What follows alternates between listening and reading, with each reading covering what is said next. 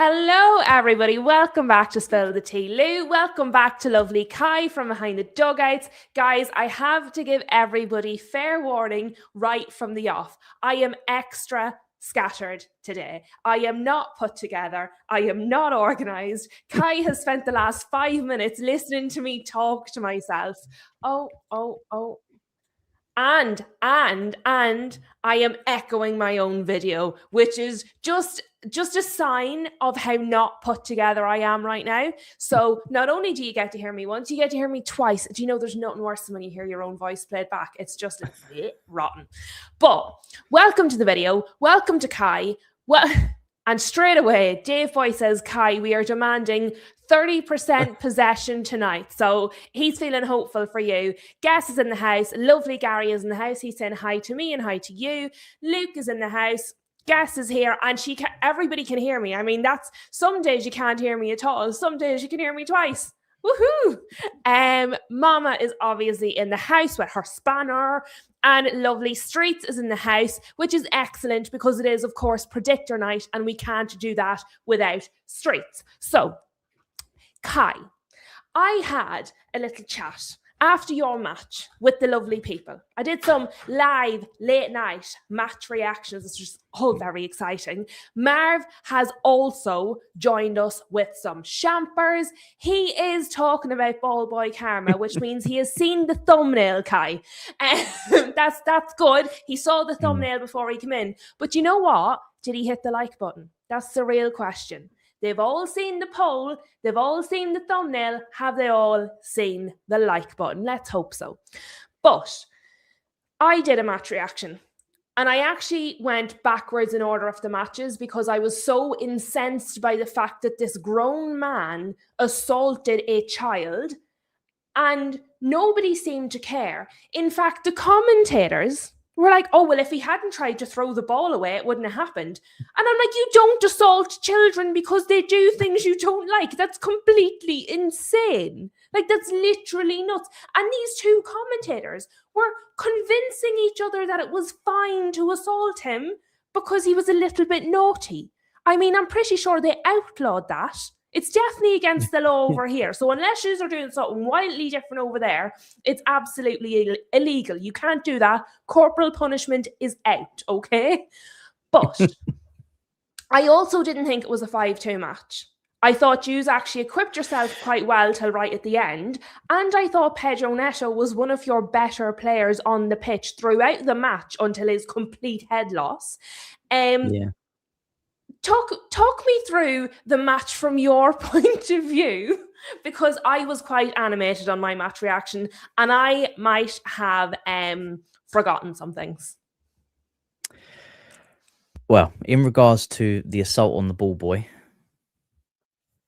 it was nothing. No, we've had this situation before, haven't we, with Eden Hazard back in the day, which was probably a little bit more serious in terms of the extent of what he actually did than what Neto did. But it's the same thing, the petulance, the immaturity of the players. I mean, if that doesn't scream it for you, then I don't know what does. I mean, I don't know how you can stoop to that level. I understand frustration, you know, it comes in. He guy doing his best impression of Hazard, exactly. But frustration, I get it, you know, you got slapped 5-2 by PSG, and we can talk about how good the performance was up to. Be fair, at that point it was only 4-2. It got worse after that. Yeah. I think the biggest catalyst that done the head loss, and I'm not condoning what he did, but it was the third goal that we conceded, with the goalkeeper passing it to the player and gifting them that goal. Because I don't know if you saw the reaction of Enzo Fernandez towards the goalkeeper after he did that. I think once that moment happened, nobody was thinking clearly. Not even our manager. I mean, our manager had a complete shit show of a performance after that. And I'll be honest, it wasn't just the decisions he made on the pitch. It was the decisions he made before the game started. Exactly what I'm about to say. I know You are Sanchez on the had. same wavelength tonight. We've got it, Streets. We've got it. Sanchez had 2 stinkers. I get it, right? But he has probably been our most consistent player this entire season.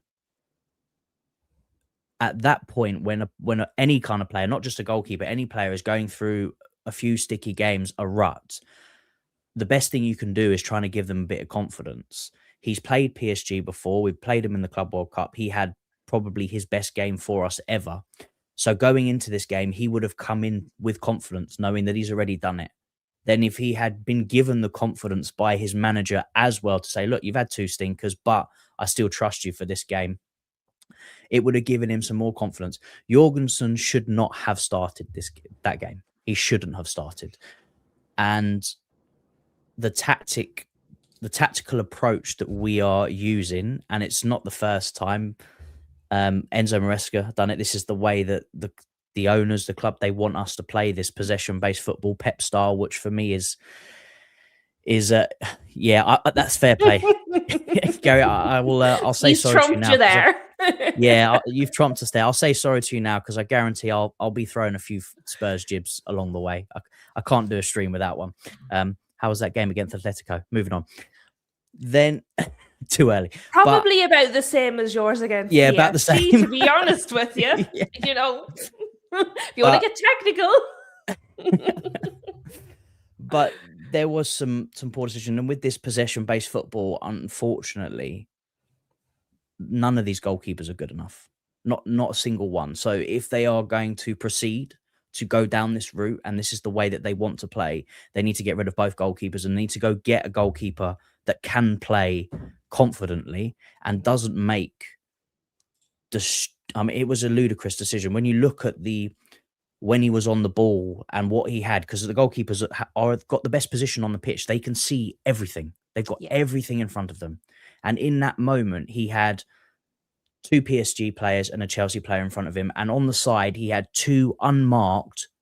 I think it was Fofana on the right-hand side, and I want to say Cucurella on the left-hand side. Unmarked.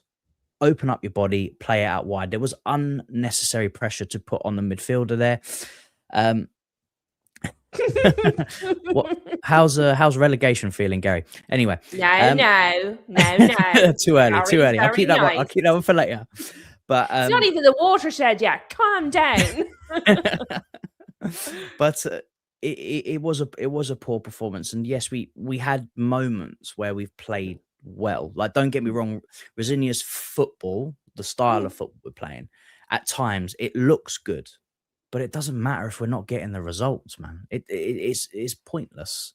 If we're going to get battered 5-2 by PSG and have made this incredibly difficult to even think about it. And we can talk about, we've done it before, right? We've gone against Napoli and Ajax where we've been down and, we've clawed it back. But it's not the Chelsea before. We haven't got the same type of players with the grits. And we can see that they just lose their heads when it gets a little bit heated, when they get a bit frustrated. They're pushing ball boys. They're getting themselves sent off. So can I trust them to deal with that? I have to interject. Hold on. First of all, how much percentage was that, Dave? Just let me know. What more? Yeah, Dave, get the percentage meter out. That was quite good. I let you talk for ages there. I'm quite impressed with myself. First of all, hello and welcome to the biggest fraud on YouTube, the Don Hassam. Please do like and subscribe, as he says. I don't often tell people to do what he says. This is one of the incidents where you should. The second thing is, right, can I just say, I think you're all being a wee bit dramatic, if I'm being totally honest. I watched your match reaction and I was like, oh, that's a little less level-headed than I expected. And obviously you're emotionally invested, so fair. But I mean, how can you ask the players to remain calm and level-headed and not be crazy when the entire fan base has their heads falling off? Right. You weren't demolished.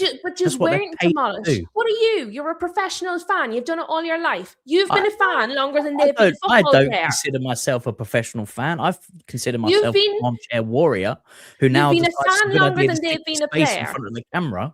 You have had longer being a fan than they have had being a player. You've had more practice. But anyway. Well, yeah, I suppose most of our squads are like 5 years old, aren't they? So it would make, yeah. My point is, I don't think yous were demolished. I don't think them mortgages. I don't like the scoreline. Yes, 5-2 is very bad. Big bad on the scoreline. Agreed. Okay. Overall, though, I don't feel it was a 5-2 game. I don't think you played badly enough for it to be 5-2. I think the scoreline of 5-2 very much flatters PSG.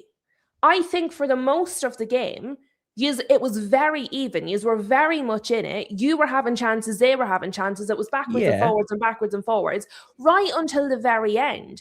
And yes, okay, the keeper made mistakes. Some of Rosenio's decisions were questionable, to say the least. However, he's far from the only manager this weekend to be questioned over his selection decisions around a goalkeeper.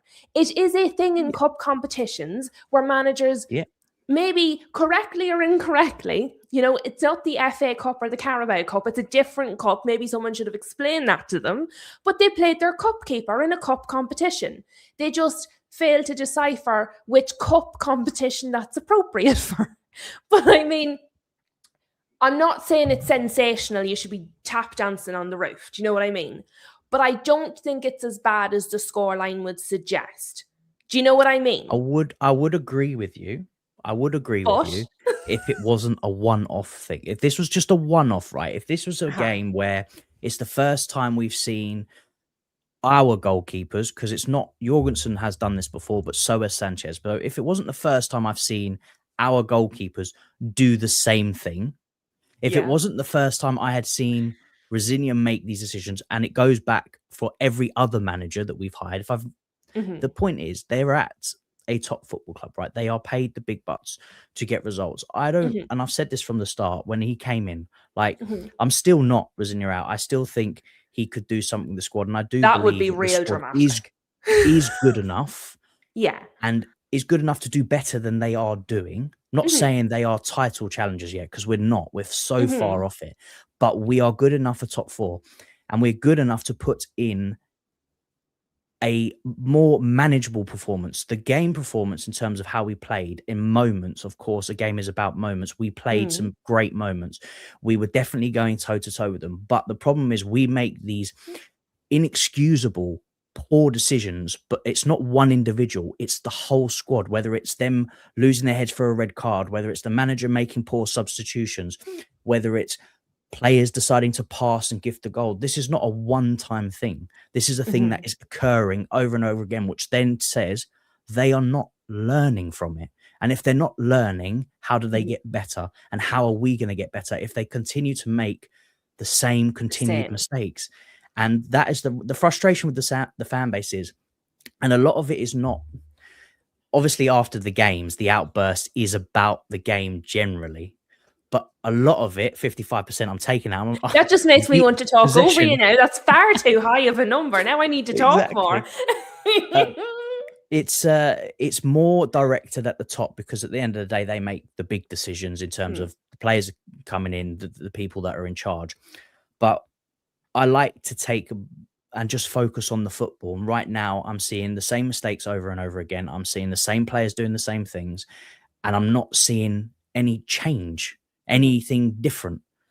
We had an incident where Maresca got absolutely slaughtered for this playing out from the back rubbish. We clearly don't have the players, and it's not just the goalkeepers, even the centre-backs aren't good enough to do it.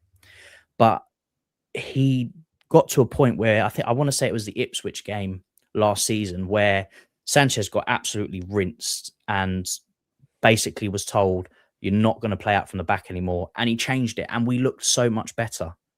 Rosinia had his eye opened when we tried to do it against Arsenal in the Carabao Cup. And for me, that game, if you hadn't watched any other Chelsea game before you became manager, which, let's be honest, they all do, that game tells you that he cannot do it. Then we had Jorgensen in another cup game. I can't remember the team, but he tried to get him to play out from the back, and he got caught many times. So he's had opportunities to see that they can't do it, and he's making them do it still.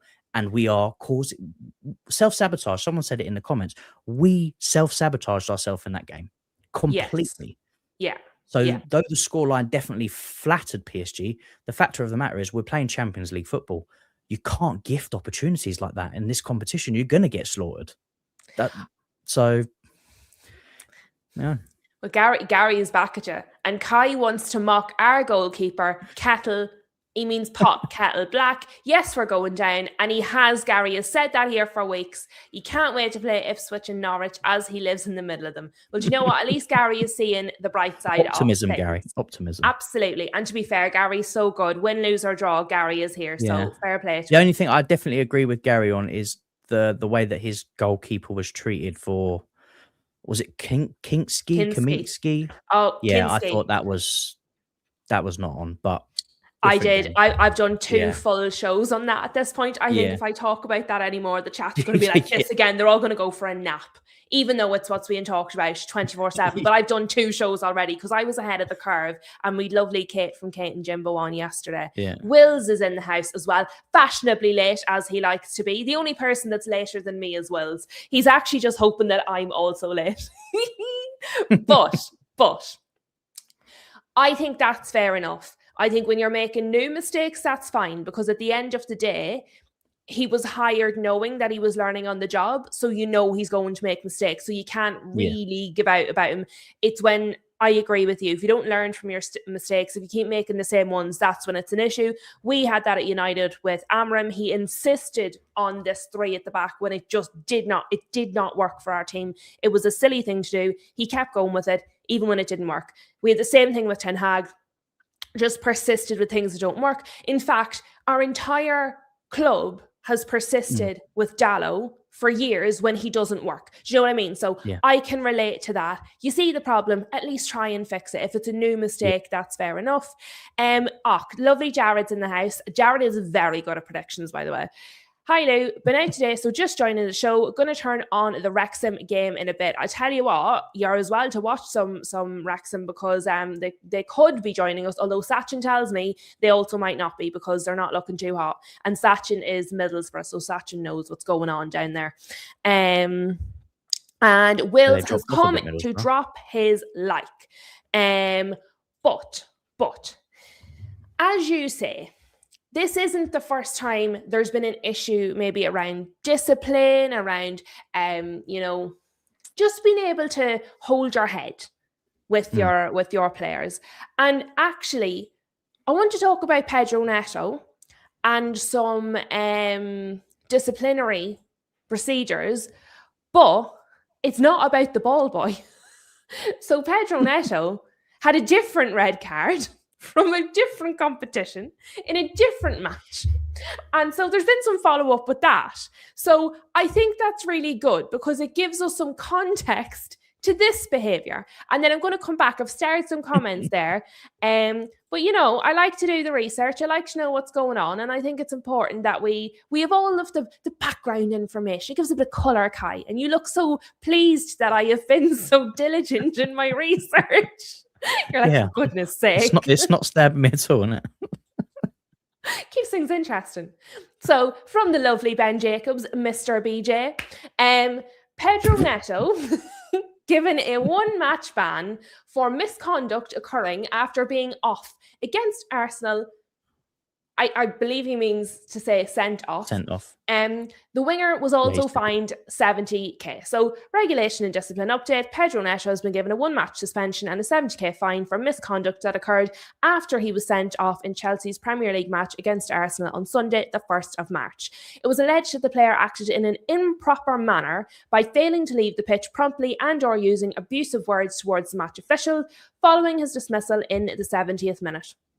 Pedro Neto subsequently admitted the charge against him. An independent regulatory commission imposed the sanctions following a hearing, and written reasons for its decisions will be published in due course. Now, before we discuss this any further, because we are going to talk about Mr. Neto, I would just like to point out that there was a certain player that accused the referees of being corrupt who did not receive any match ban, which I find incredible, when Pedro Neto was now gotten a match ban for not doing what he was told quick enough. Now, while Mr. Neto clearly has a bit of an issue because we're about to talk about 2 things that he's done wrong in a row, I do find it incredible that the other individual didn't get a match ban.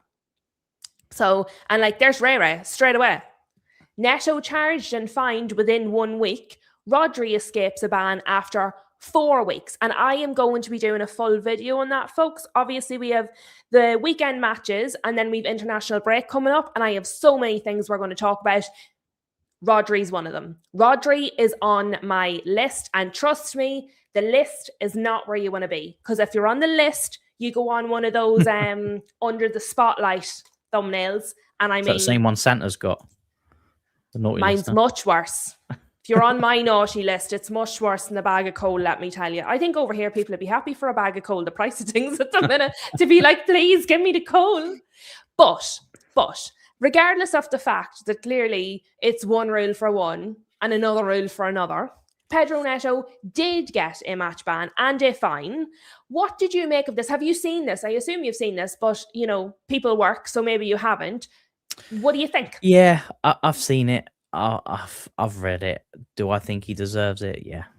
Like, I'm not even going to try and defend these players for the way that they act, because it's long day. It's not the first time. It's not even the first player. So this is what it is, and it's, you know, it says it all, doesn't it? In exactly the way that he acted in the PSG game. Yeah. It is ridiculous. And I did a stream yesterday with one of my good friends, another Chelsea supporter, and we sort of spoke about this, and there is just nothing. I don't think there's anything really that you can do to stop this. I think the only way this stops is if they are on the verge of winning something. Like, at the moment, I think a lot of it is because they're frustrated in the direction the club's going. They're frustrated in their own performances. They're probably frustrated with the amount of manager changes. I think a lot of the players had some fondness for Maresca. A lot of them didn't. You know, it depends on who you are. But I think all of this frustration is penting up. And when they are on the pitch and they just capitulate like they have done in quite a few games, especially recently, they just lose their heads. So this won't be the last.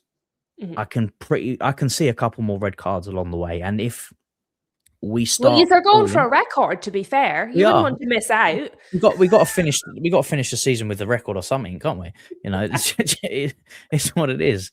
But yeah, I can see it happening again. Yeah. Well, you say you can see it happening again, and then we go to another Ben Jacobs tweet that is also about Pedro Neto. Now, do I want to? Yeah, let's do that one first. So Liam Rosenio was obviously asked about what happened in his post-match press conference, and according to Ben Jacobs, he said, "I have seen the incident back, and it doesn't look good." Well, there's an understatement. He wants to get the ball back as quickly as possible. What impressed me was he wanted to apologize straight away. We all make mistakes, and it's about learning from them, which, guys, is where I've come up with the poll. Is it right that action is being taken against Neto for the push on the Ballboy? And the voting options are, yes, he assaulted a minor, which currently has 69% of the vote, and no, he said sorry, 31% of the vote. So 31% of the people in the stream are with Liam Rosenio. He said sorry, that's enough. Ray, and I've Ray's earlier comment, so I do want to pull this up, and then I'm going to go to you again. Ray said, "I thought the Ballboy faked it and got what he deserved." Ray also said, that was never assault. The Ballboy fell off his chair. First of all, he didn't fake it. We all saw it on the TV where Neto took his hands and put them on the Ballboy. That is literally assault. You cannot put your hands in an aggressive manner on another person, whether you think it's a lot of contact or not a lot of contact. The Ballboy wasn't on the pitch. The Ballboy wasn't in the match. The Ballboy didn't agree to be part of a contact sport, okay? The Ballboy was literally a child, and I do mean that in the literal sense. He's a child. You can't, as an adult, put your hands on a child. That's assault. Factually, it's not an opinion. That is factually assault. Like, it's a fact, okay? It is illegal. There's a reason it's illegal. And he, like, He didn't fake it. We all saw it happen. It was on the TV. There was a camera. Like, he put his hands on him. Yes, he assaulted a minor. No, Max Diamond has signed a contract to appear in the match as part of a contact sport. That's not the same as what the Ballboy did. Also, the Ballboy is 12. So not even close to the same thing. So no, the Ballboy didn't sign a contract to play a contact sport. And the Ballboy isn't the same age as Max Diamond. And if you don't know the difference between 12 and 16, I can't help with that, Ray. Like, you can't just push a child. And honestly, I'd just like to take a moment that Ray Ray's an Arsenal fan as well. He is. It's very rare. I mean, but you can't put your hands on a child. No, honestly, the Ballboy faked. I'm sorry, Ray, because I know you're in the chat often. I actually think that's completely insane. And if you think it's okay to push children, I think that's really something that you need to look at, because that's not normal at all. Being quite frank, you just can't put your hands on children. Like, I think that's a crazy take. I suppose the one thing that it has done is it's taken away the about the game. No one's talking about the result. They're talking about the. So, to be fair, Igor Tudor has probably stolen the thunder from everything, all the results. I think Igor Tudor took all the thunder. He was like, "I don't worry about it. I'll take it. Let's do it. It's fine." But yeah, as you say, right. So we're talking about the red card and indiscipline in the Arsenal match. Now we're talking about this, and then obviously, the bodies who were in charge of these things believe it was an issue and it wasn't faked, because UEFA have released a statement announcing disciplinary proceedings have been instigated against Pedro Neto for unsporting behaviour in accordance with Article 15 of UEFA disciplinary regulations. UEFA's disciplinary bodies will take a decision on this case in due course. And as you can see, this is a literal child, an actual child. So that's how rumors start. The poor guy's trying to say, "I'm really sorry, I did a stupid thing." What I will say, I believe he was genuinely apologetic. I do feel it was genuinely in the heat of the moment. And when he realized what he had done, he was like, "Oh my God, what have I done?" Yeah. But sometimes you do things like that. There's consequences. Like, you can be sorry. You can realize that you did a stupid thing and feel genuine, like, remorse for it. But there's still consequences. Do you know what I mean? So, look, obviously it'll all come out. But it does point to the wider issue that has been sort of ongoing within the club and the team for the whole season. Yeah, it's we have a discipline issue that it's not even you can't hide about it. The few decisions that we've had red cards wise, like the Chalobah incident, I think it was against, I want to say, we obviously had there's Robert so Sanchez many one. They all roll into one. But there was a few that were just last man tackles, dogso kind of things.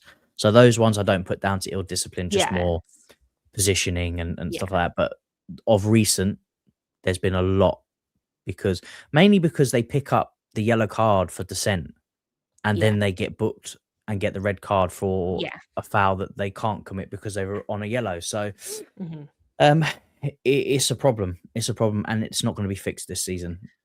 It's going to probably something that they'll have to address. Temporarily slow down when Rosenio first came in, and now it's back up again. It had stopped for a few matches and then started again.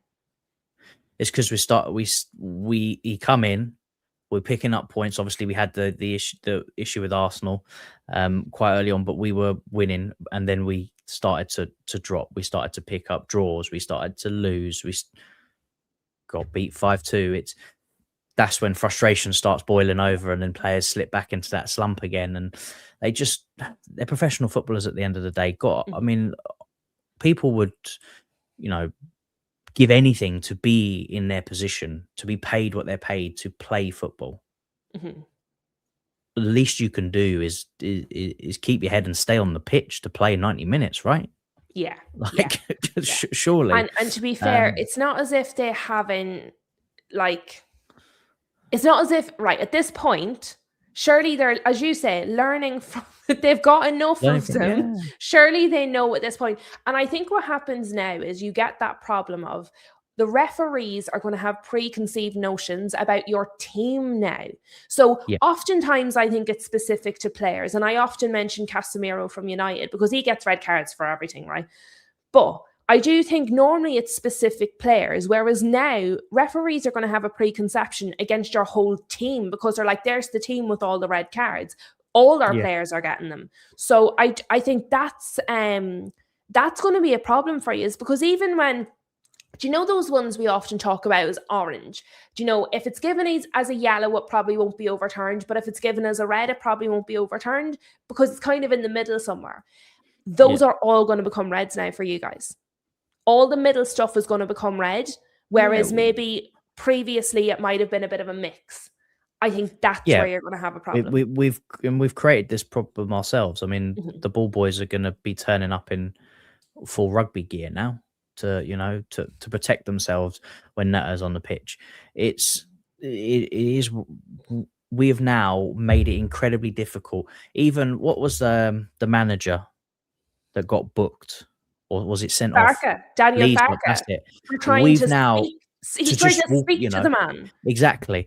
Our players are now going to have created this persona now that any times they're approaching the referee, it's going to be dissent. So they're going to initially have their hand on their pocket ready to book them, if not booking them straight away. And we've only got ourselves to blame. So do you know what though? I have a suggestion. Okay. So since you guys have a team full of disciplinary issue players and you love a card, I was thinking if Spurs do go down, that maybe you guys could take a Mickey Van de Ven and Romero because they would fit right into your team because they love a card too. well, we've had a few rumors about Romero already, and I think Oh, Romero really?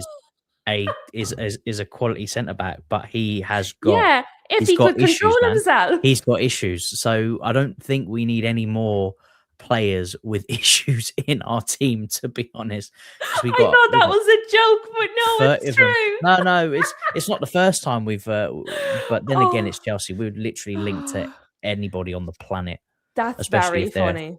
Gary's 18 poo-pooing under. it, but I did think that was quite funny because as far as I was concerned, I said this when I'd Kate on yesterday, I felt like Mickey Van de Ven went out of his way to get sent off. He should have had a red card. He should have had a red card in their match. So I just thought, since she's like to recruit players that have problems. Also, hello to lovely Tom for joining us. And Guess and Dave Boy are trying to figure out what the final percentage is going to be at the end of the match. At the moment, we're 50-50.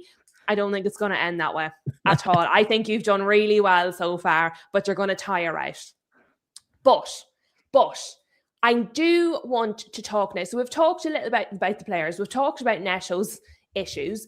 But I do want to now speak about your manager because you've touched on him a few times. Obviously, he's not in everybody's good books at the minute. I've seen a lot of Chelsea fans giving out about him. Not best pleased, kind of what you're saying, making the same mistake over and over.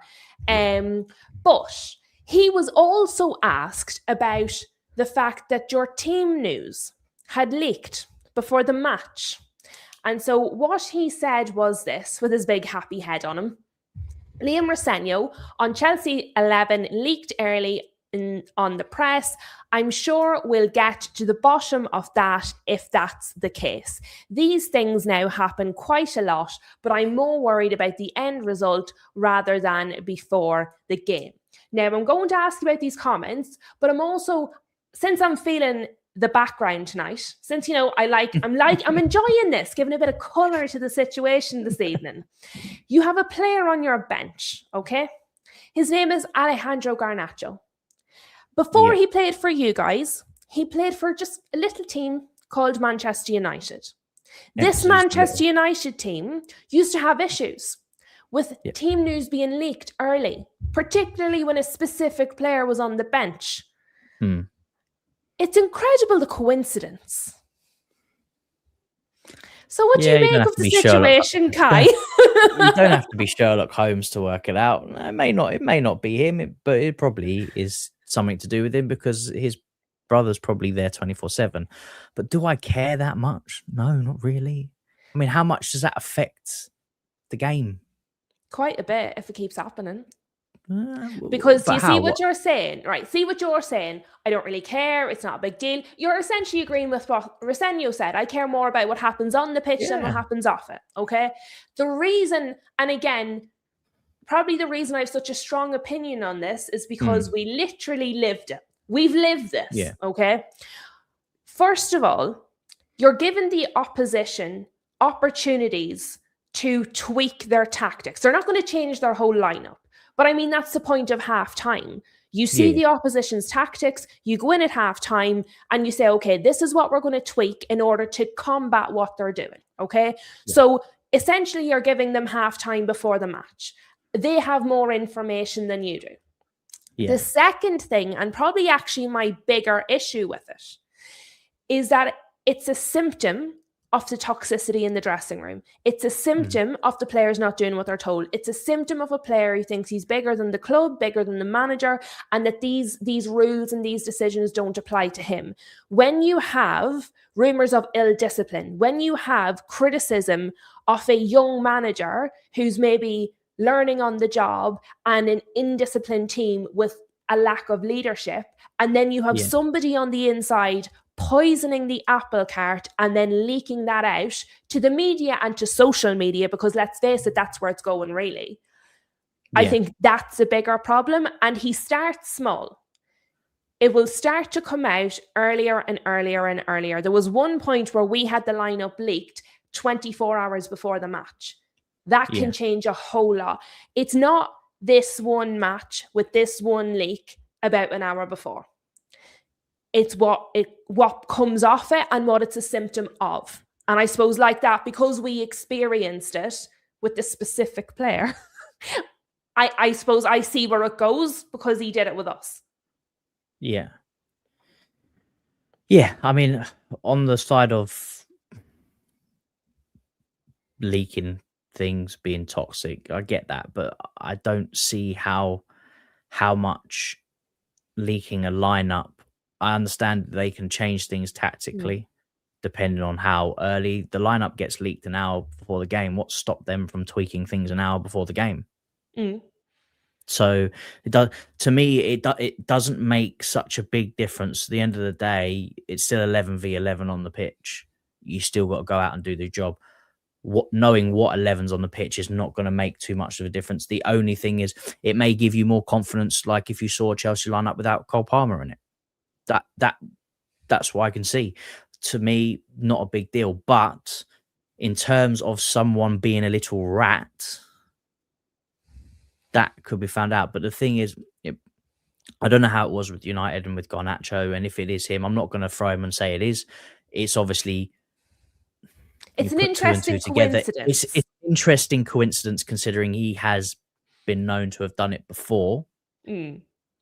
But what we won't do, which you guys did, was sit on him for a while and keep him, and we'll just get rid, move him on. Which makes no odds to us. We've got about 50 million other players waiting in the back room to come through the door anyway. So that's what will happen with him. Now, again, I'm not throwing any players under there. It could even be a staff member for all we know, but I don't think it's too much of a big deal in terms of the people actually seeing the lineup, if I'm going to be totally honest.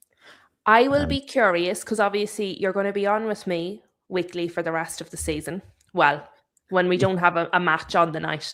I will be interested if this continues the way it did at Man United in the same pattern, if in a month or two's time, you're going to feel the same. Because most Man United fans felt how you did at the start. And then the longer it went on, the more we got to the point of like, right, somebody just stick a sock in his mouth. What I will say, it was never confirmed it was him at United. Nobody ever came out and said, yes, it was Garnacho that told me this. And the understanding is that he was far from the only one. There was a number of players doing it at United. So he wasn't doing it all by himself. But I mean, I think you can look at the facts and draw a fairly simple conclusion. It creates unnecessary toxicity around the team that is already going through a bit of turbulence. And if you were changing your tactics to suit the team you're against all the time, I'd understand it a bit more. But we seem to play the same way, and we did under Maresca play the same way every time. So teams have played against us. They know what to expect. So tactically, they're not going to learn much, because again, you could have a paper with 11 names on the sheet, and yes, you can work out who's going to play where, but there may be, like, for instance, you have Reece James on there and you go, oh, he's going to play right back, and then we throw him in midfield. You're not going to know that from a sheet of paper with 11 names on. So yeah, it's not that deep, but in terms of the person leaking it, yeah, they need to gut that, whoever it is. It's just the poison. It's the poison off it. But you have mentioned a young man by the name of Reece James. We're going to talk about him in just a moment. Some good news about your club, some happy things to talk about. But first, I want to talk about. I'm not going to give you context. I'm not going to get some background on Reece James to just rain on your parade. But I am going to read some comments. I could see your face being like, oh no, what is she going to tell me now about Reece James? Let me see. So Street says, I still have hope in Van de Ven. So there you go. Somebody does. Let me see. What is Street's asked? Street's asked, guess the question, and it could be my downfall. What could be my downfall? They're talking about the possession. Sorry, this is not what I planned to do. But what do they mean? This could be my downfall. Dave Boy has asked, has she got a cup of tea for the extra stamina though? Well, Dave Boy, this is the bucket of tea that I drank prior to the show. Do you know at the start when Kai was talking and I was just drinking? As you can see from my head as a size measuring, it's a rather big cup, and I drank all of it. So I would suggest yes, in answer to your question. And this is about cup number 5 of today. I was like, what is the end of me? How very dare you? Complete distraction. Let me see. Street says Rosenio looks more like an actor than a coach. I'm sure he would probably be delighted. Do you know what I do find? He has a really good personality. Like, he does, even if he's doing stuff mental. Do you know, right? Yeah, he talks a good game though. That's he does, that's what it right. is. And I know that doesn't really matter because he has to show it on the pitch. Michael Carrick is so dry. He's so dry. Yeah, but he was. I suppose Virginia was a footballer as well, but not to Carrick's No, well, level. to be fair, Michael Carrick was very good footballer, but again, he was quite dry. He wasn't very exciting either. He was very good, but not exciting. But like, I would rather we're getting the points and winning than we have an exciting press conference. But do you remember when you first got Rosenio and I kind of said that about, he does have that aura, he has that vibe about him? I do think that's the difference. Like, you go into a press conference with Michael Carrick, there's nothing coming out of it at all. It's just going to be complete, absolute nonsense. Whereas with Rosenio, you never know what you might say. Glasner's our box office. Igor Tudor took out today. My goodness me, he went mental. If we have time, we'll talk about some of his comments that come out today, because honestly, I love it. See, when it's not my manager, I love it. But I don't even watch Michael Carrick's press conferences anymore. I put it on today. I tried to listen to it. I couldn't. I genuinely just couldn't listen to it. It was so dry. I was like, right, Delit's back is still broke. Leisha's injury prone. Mason Mount isn't going to play. Shock. And I was like, I'm turning it off. I actually don't even care. I literally don't care. I'll find out when we play. So do you know what I mean? There's some plus points. Let me see. Marv says, if the leak is Garnacho, what else is he going to leak besides the starting lineup? I would say that's about all of the information they're giving him at this point. His haircut's up, isn't it? Dave Boy says, tactics, players, maybe. Oh, so he might leak the tactics or what players might be carrying an injury, etc. Flossie is saying, if any player is responsible, it's a really sneaky thing to do, 100%. iNotes is in the house. He's here to back you, Kai. He is all about it. Everybody just saying hi to lovely iNotes for being here. Streets is saying immaturity once again. iNotes says, it's Garnacho and his brother. I tell you what, his brother's mental. His brother is wild. Yeah. Let me see. Marv says, we bought Mount and we sold you Garnacho. It's almost a fair trade. Dave Boy says, game over. That's it.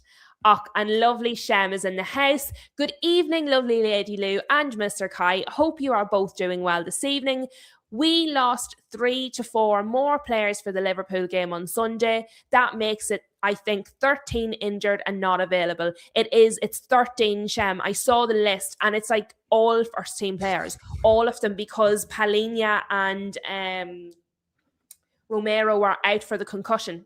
So they're both gone as well. Do you know what? We will talk about that just because, we're here. We've got time. We got things to talk about, but not until I'm done grilling Kai on Chelsea. But let me see. Marv says Arteta is dry also. Let's hope Carrick can do as well as Arteta is doing. And that's the thing. See, if you're doing well, you don't mind how dry they are. Street says Carrick was and is just a chill guy. I do think that's him. I do genuinely think that's actually just his personality is that way. And I suppose I'm quite a rambunctious sort of a person. So sometimes when someone's very calm, I'm a bit like, oh, that's a bit unnerving. What's wrong with them? And they're not. They're just being a normal human being. What else? iNote says, being dry is not bad. Look at Ferguson. All he did was chewing gum. That and throwing football boots. I mean, he was a bit crazy. Ray says, dry is what you want. It's all PR nonsense. Only bad things can come to a manager from doing pressers. To be fair, Amram said that, and Tudor basically tried to walk out of his own presser today. We're just gonna have to talk about the Tudor comments because everything people saying is bringing him up. I mean, they they did, they do the normal bit and then they do the embargoed section. So they've ended the normal bit and he literally jumped up out of the chair and he was like, thanks guys, bye. And they were like, no, the embargoed bit. And he was like, what? And he was genuinely disgusted that there was an embargoed bit. He was like, there's more of this drivel. It was really funny. I'll have to see if I can find it because it was very good. And Mama Flossie doesn't believe that I'm a little bit rambunctious because I hide it so well. Yes. A rambunctious story because I can't remember anything either because I'm nuts. Excellent. I mean, that makes me pretty good for the internet, doesn't it? That's the kind of thing internet people like. But I did think after all of the drudgery, we would need some happy things to talk about. So, do you want to talk me through? Yeah, it was Reece James. He signed little contract, 6 years, wasn't it? Yeah. You were quite happy about that. Yeah, honestly, tell me about it. We were actually speaking about it again on stream a few weeks back because he was our highest paid player, I want to say, at the football club, and we know, well, Chelsea fans and most of the people know how our club is with wage capping and incentive-based bonuses and things like that. So I was worried. I was really worried that he had I think about 18 months left on his contract. Were they just going to let it run?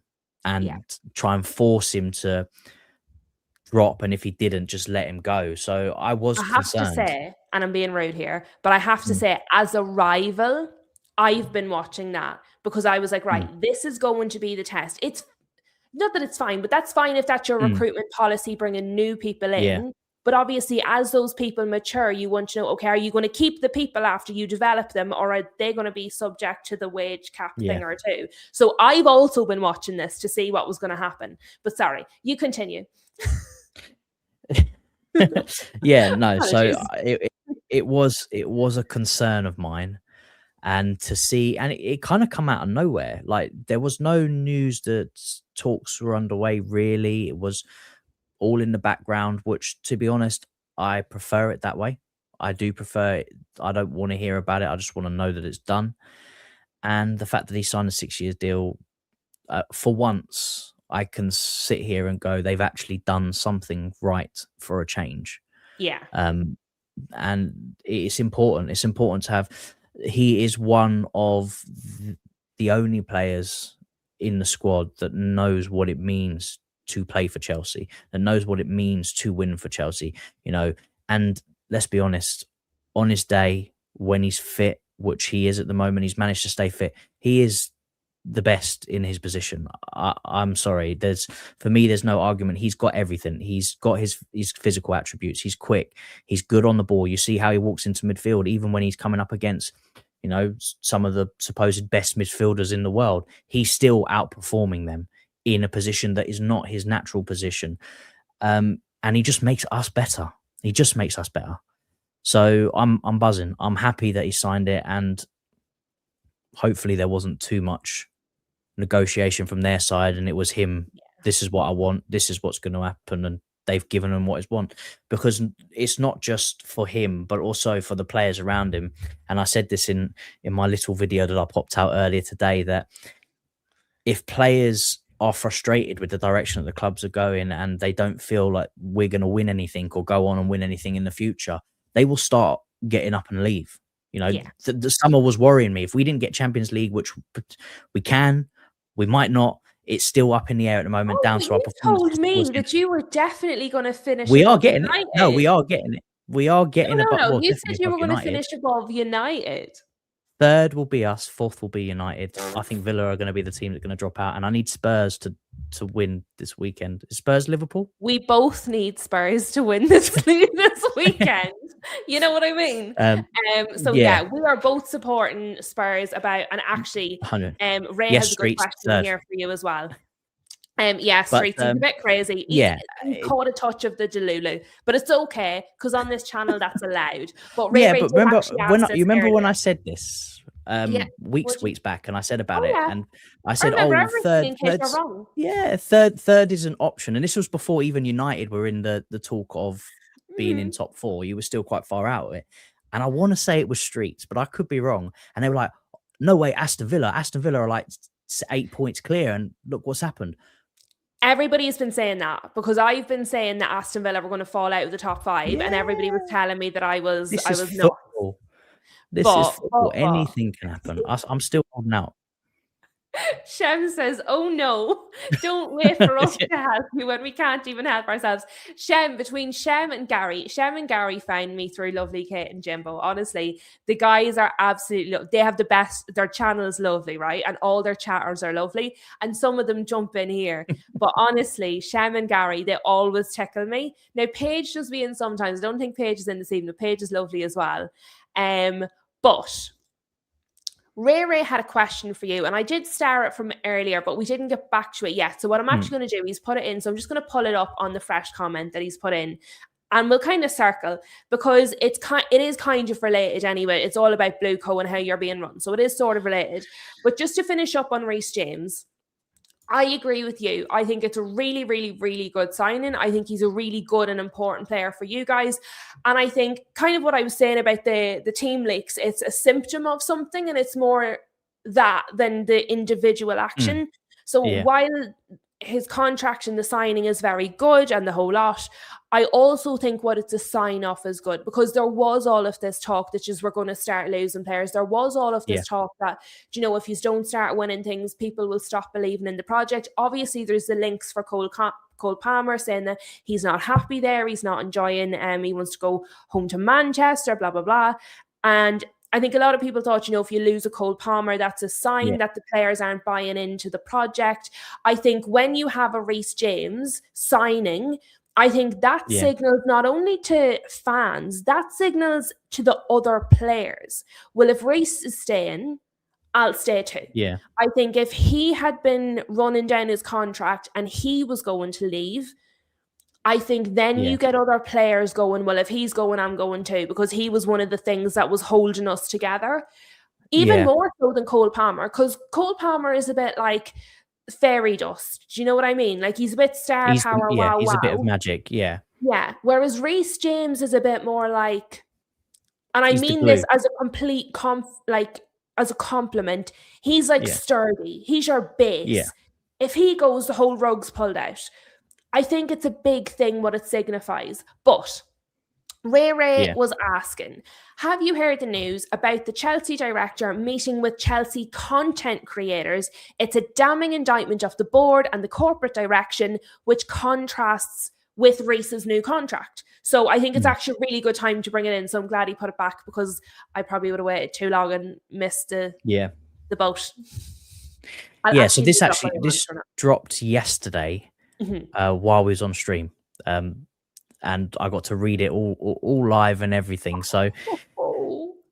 yeah, it wasn't just content creators, it was fans, but I know there, and I'm not gonna say any names, but obviously there was quite a big one, a big Chelsea content creator that was part of this, and obviously they called him out, put his name, and he's obviously responded to it. At that point, at reading it, I didn't know who it might have been, but um, it's from what I read, and again, it's how much of it's true, how much of it's not, but there is a lot of evidence to back up what was in that statement in terms Yes. of the, how the wages are, how they see trophies, because we've seen how they were talking about the Carabao Cup and things like that.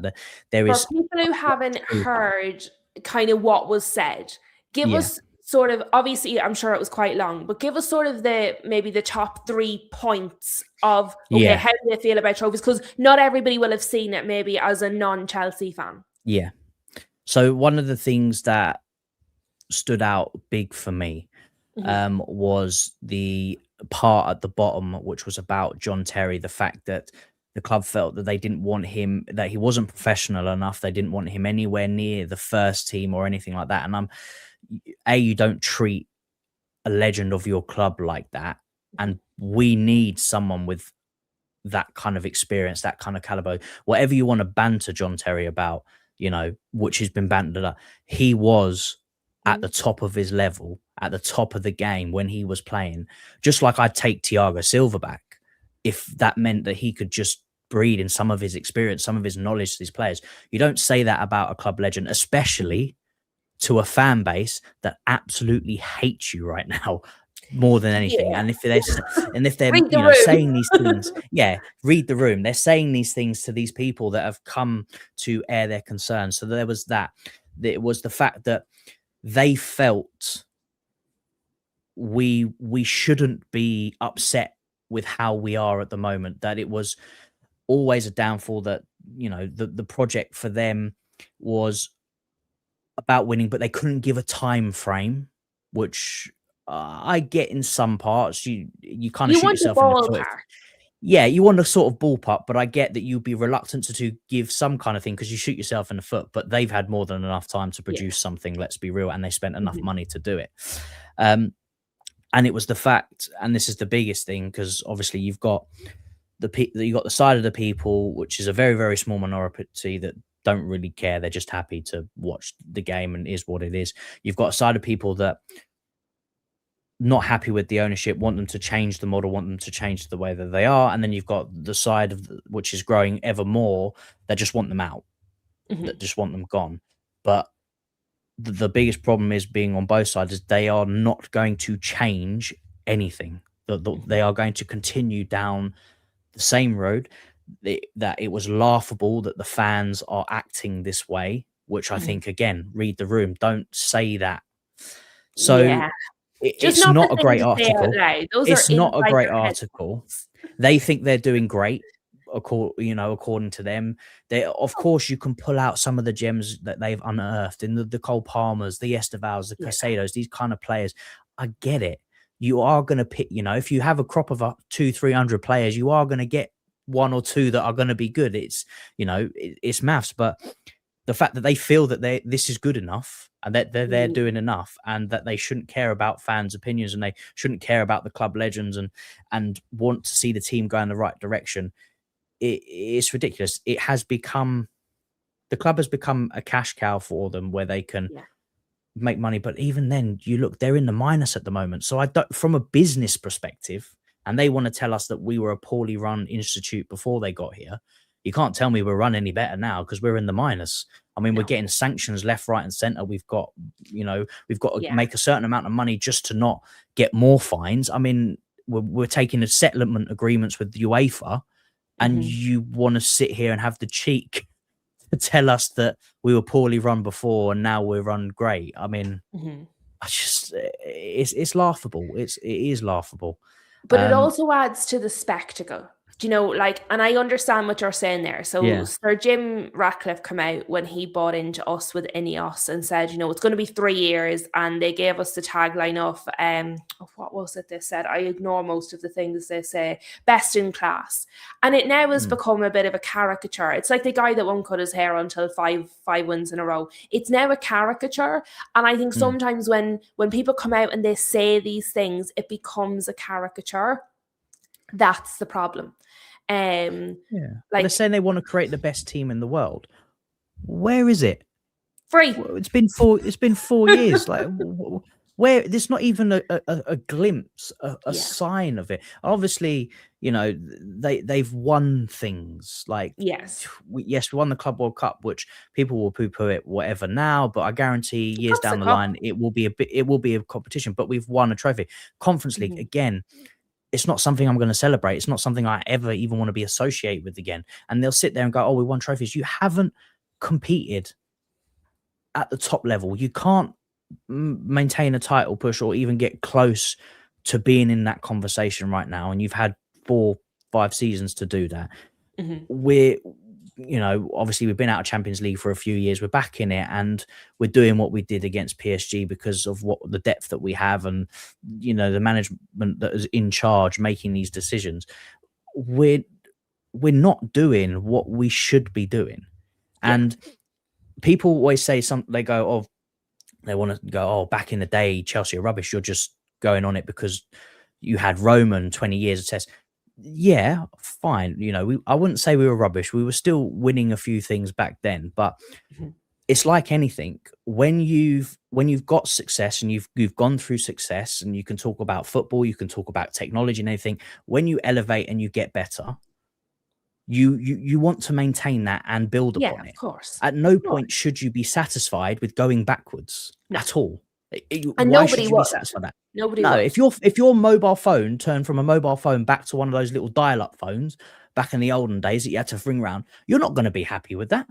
If the internet suddenly just disappeared and they couldn't see our lovely faces, they're not going to be happy with that. So of course you're going to be upset, and you're going to, you know, because you want the standards to remain and you want to build upon them. So that's what we want as a fan base. We've set ourselves a standard for the last 20 years, being the most successful club in that period of time in English football. That's just fact of the matter. So why should we be okay and be quiet because we're going for a rot? Well, we've seen our club being torn apart by the owners, players, not just players, but the whole staff in the background was gutted. All players like Petr Cech and that were in these positions had been pulled out. And because they've seen what's going on, why should we just be okay and just let that happen? Of course we're not. We want the standards to go back. Yeah. And look, again, it's a similar position to what we're at United, because, like, at the end of the day, like, I find a lot of rival fans will say United fans are very entitled because we feel that we should be at the top of the table. But why would we not? Why would we not feel we should be at the top of the table? We understand it's not the reality of our situation now. What we're saying is we should be back up there, and we should be doing everything in our power to get back there. But if you want it, you're entitled. And if you don't want it, then you've no standards. You can't win. You're not allowed to just be a fan. You're not allowed to just feel things. You must feel them in the right way at the right moment. And I just don't care is my thing. And Ray is agreeing with what you were saying there. He said it's failing even by their own criteria. And I think that's where you're messing it up. When you give the criteria and you still don't hit them, that's when you've got a serious problem. But I did also think you might want some more good news. So I've brought you some good news that I don't know if you'll have known. You might do, but you might not, because not everyone spends as much time on X as me. And some people have real lives. So I found this, which I thought was quite lovely. So Chelsea and England defender Levi Colwill is funding free access to a digital reading platform for every primary school in the UK for a year. The source is ITV Meridian. So this is like proper source. And I just thought, you know what?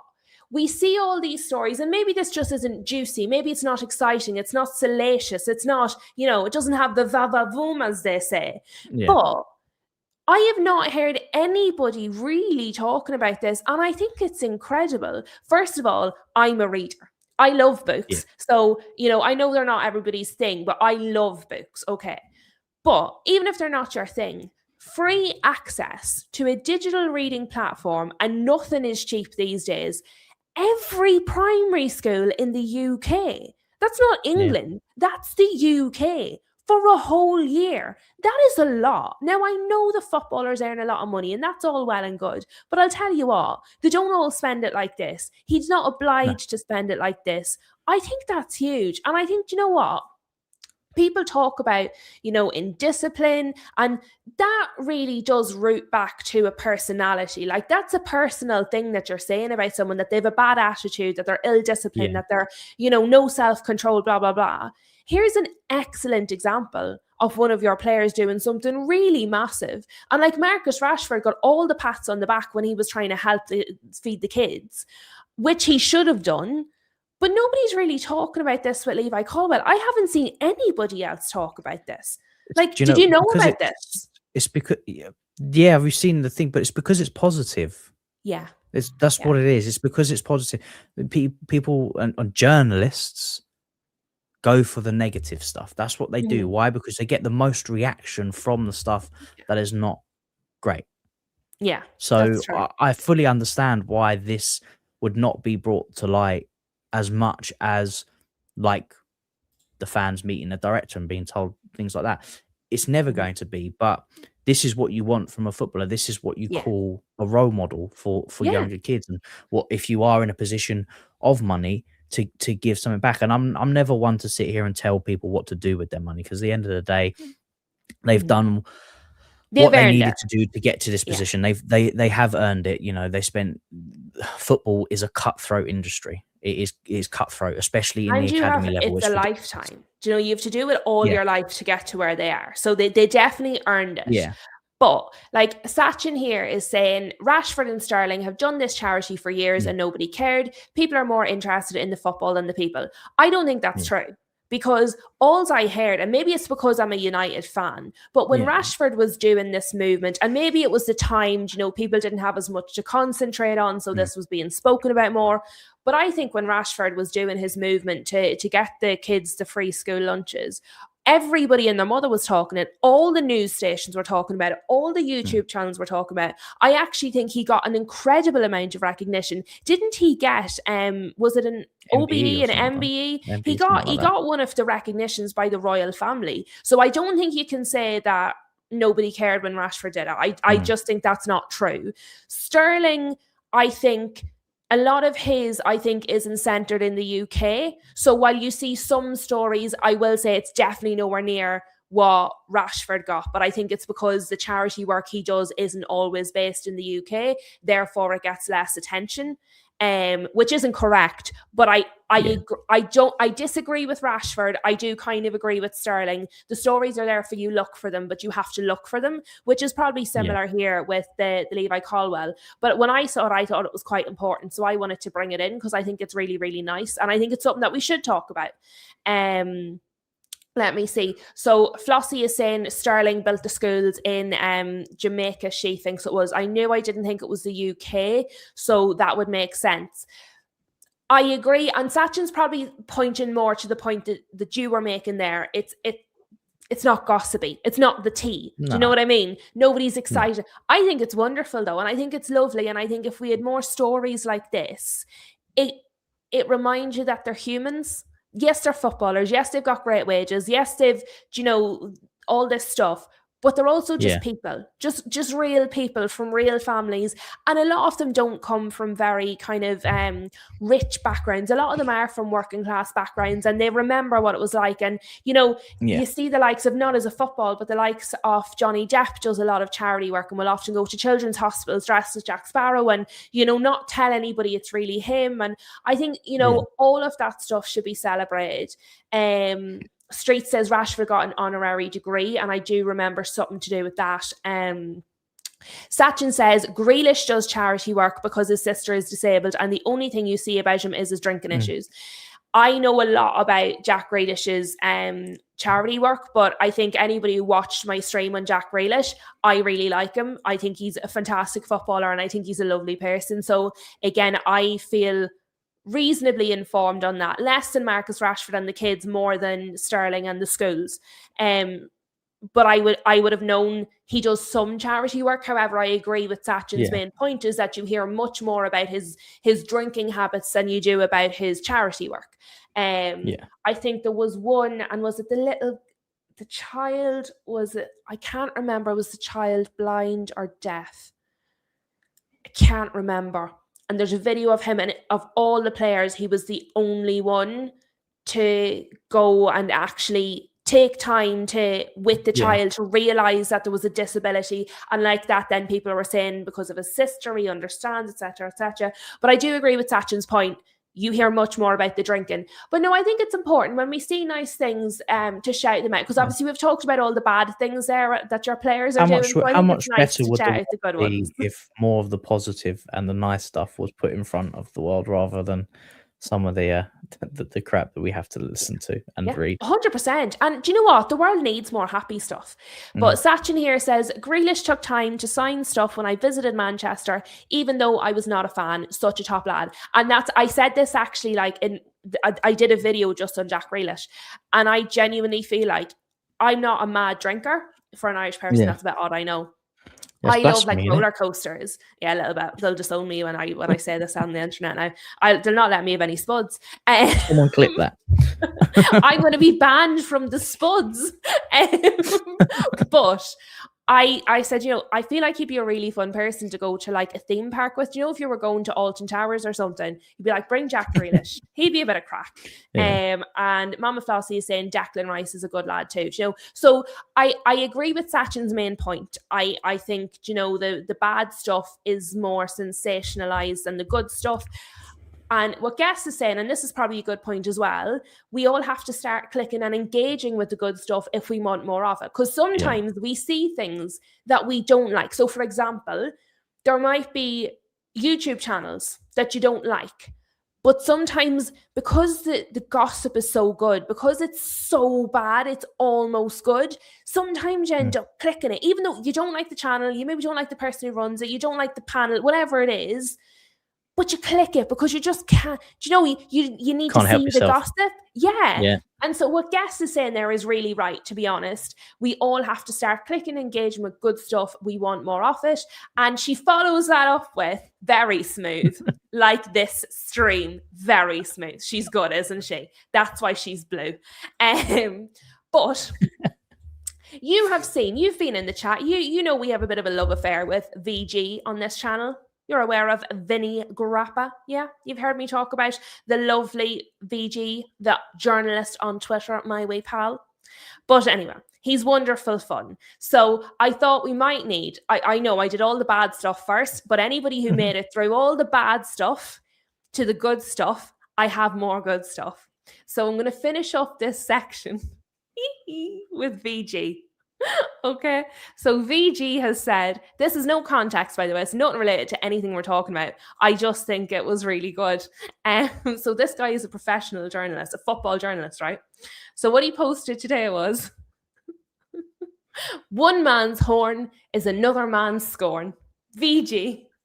And I just love him so much. There's no context whatsoever. He's just posted this. And I was like, somebody's annoyed him. And I just love it. I just absolutely love it. It just made me so happy.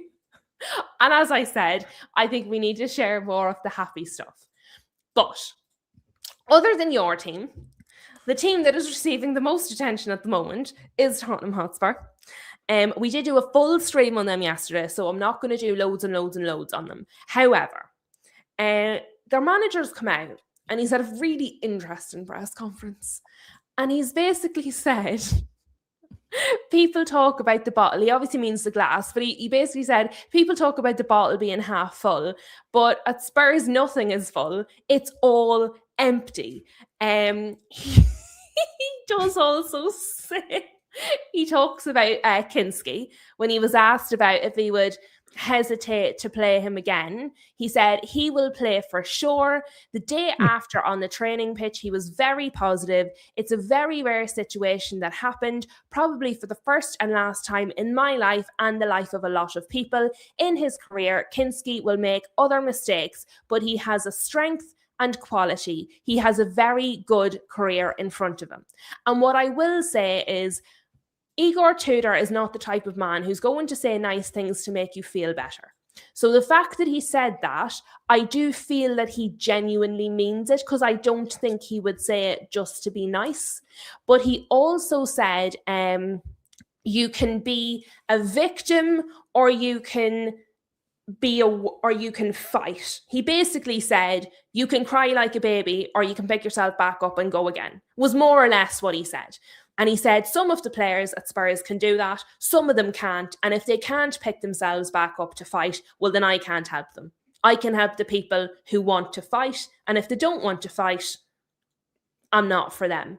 So obviously Kinski isn't one of the ones he's talking about, because he likes him. But I mean, can I be honest? Obviously, I can't be honest. I shouldn't lie. It's a safe space. You can be honest. It's a safe space.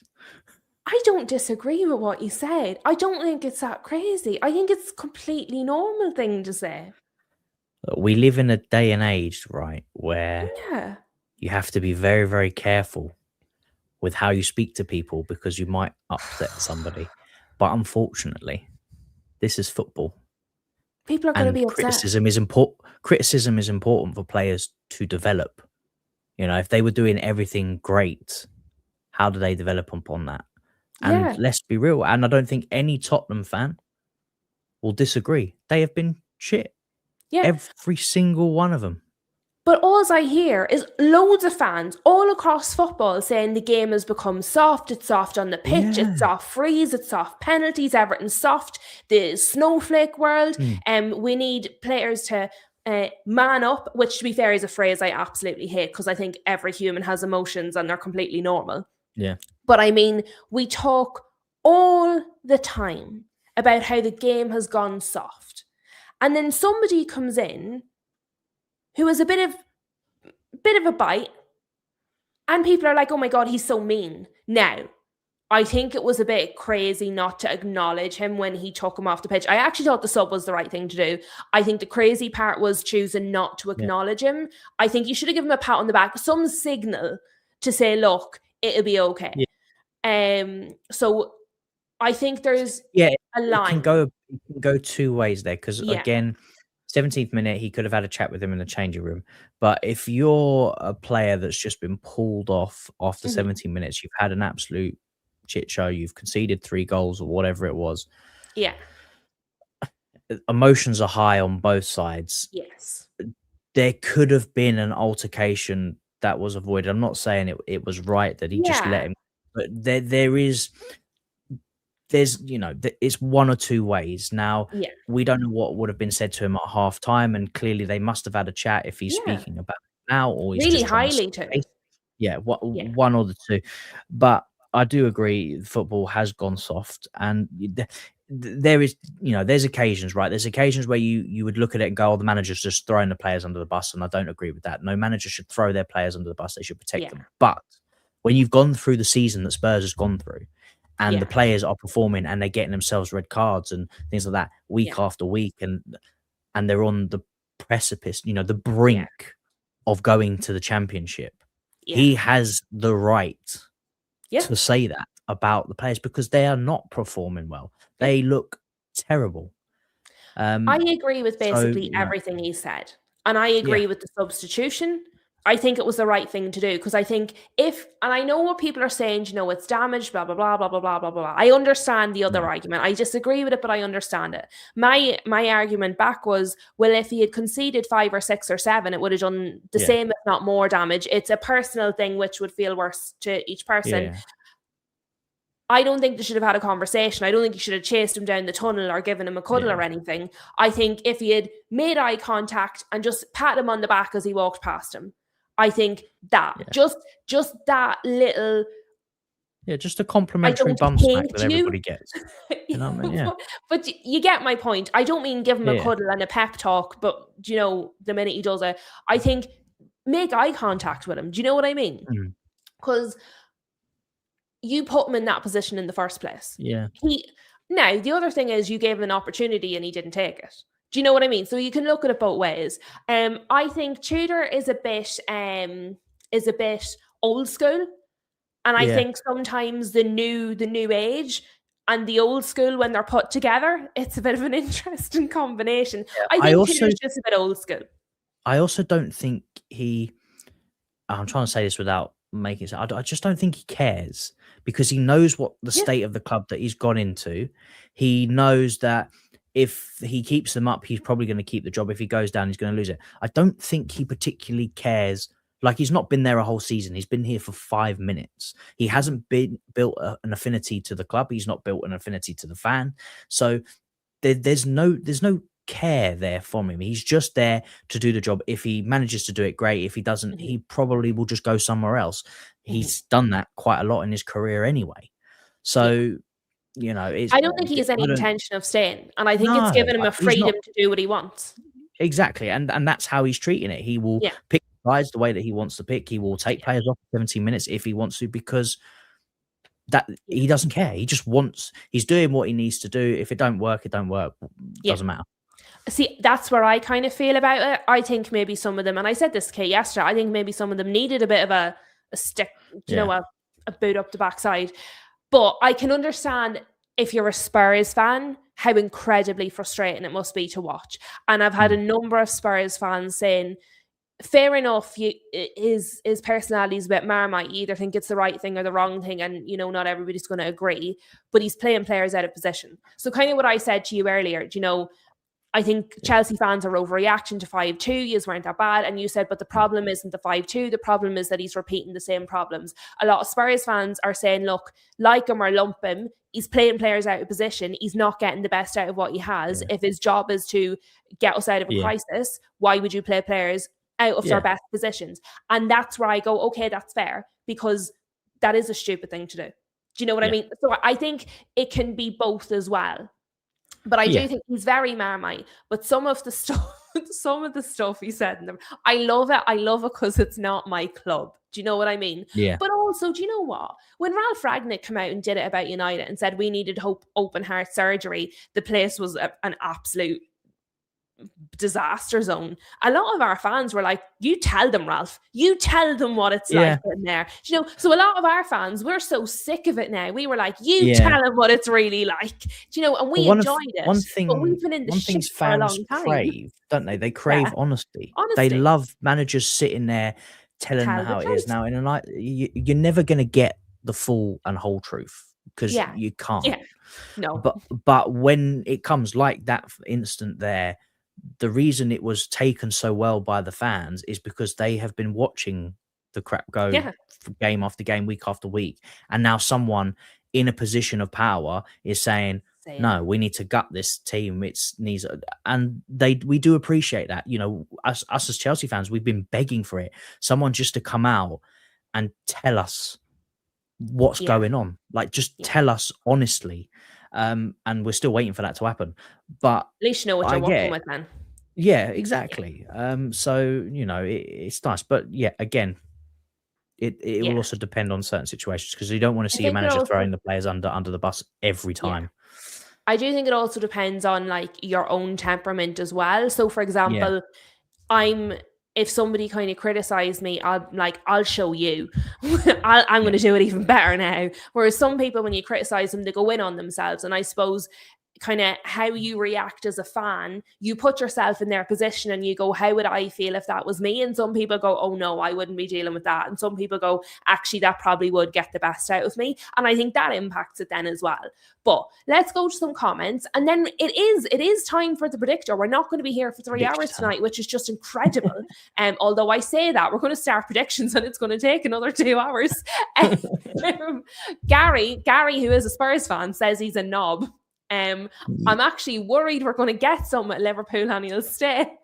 To be fair, Gary, I don't think he's staying. I think he come in on the understanding he never stays. I did a video on his career before Spurs. He never stays anywhere. I think he doesn't like staying in the same place too long. I don't think he wants to get friendly. I think he's the type of person that would live in a bear cave. I don't think you could win every game to the rest of the season and finish mid-table. I don't think he stays at all. I don't think he would want to, even if they begged him, because I think he's a bit of a nomad.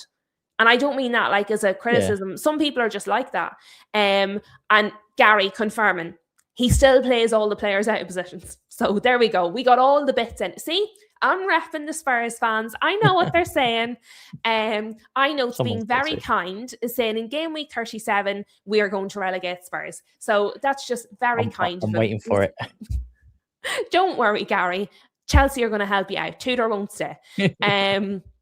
Streets is saying the comments that he made were the cold, hard truth, to be fair. Marv is saying there's no way a manager named Igor can be nice.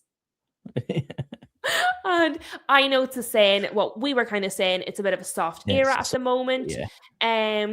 Dave Boy, and he was asked in the ring before the Gold Cup at Cheltenham, you know, your Spurs aren't doing great, would you go back? And he's like, I've told them I'm always available. And Dave Boy says Redknapp's horse got slaughtered in the Gold Cup today, was crying to go back. To be fair, he said he would go back before the race was run. We'll have to give him a wee bit of credit. And to be fair, that's from my past life. You know, normally this is my busiest, because I worked in the bookies for years and years and years. This was my busiest week of the year. Everything in the year was built around Gold Cup Day, everything. And so one of my old customers, I was chatting to him in the week, and he was saying to me, you know, have you been looking? Have you any tips?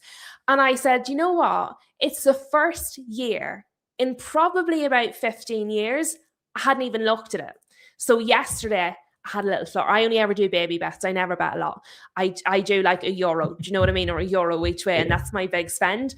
But I got Meet Me by the Sea yesterday, and it was a really good price. I was over the moon with myself, just real pleased. But I never bet on the Gold Cup, because see, if you bet on it and then your horse doesn't win, you're devastated. And it's such a good race. You have to enjoy it like in all its glory. Love it. But so I was watching the coverage and I saw them asking him like live. And people kept saying, oh, he's 78. He's not even, he's 79, bless him. So Gary says, I did tell you we are the shit show. He did, to be fair. He told us. Sachin says, I bet every goalkeeper in the world hated that. Even saw Courtois commented about it. Yeah, I did. Was it yesterday? Was it yesterday when Kate was on? I think it was yesterday's video, Sachin, when Kate was on.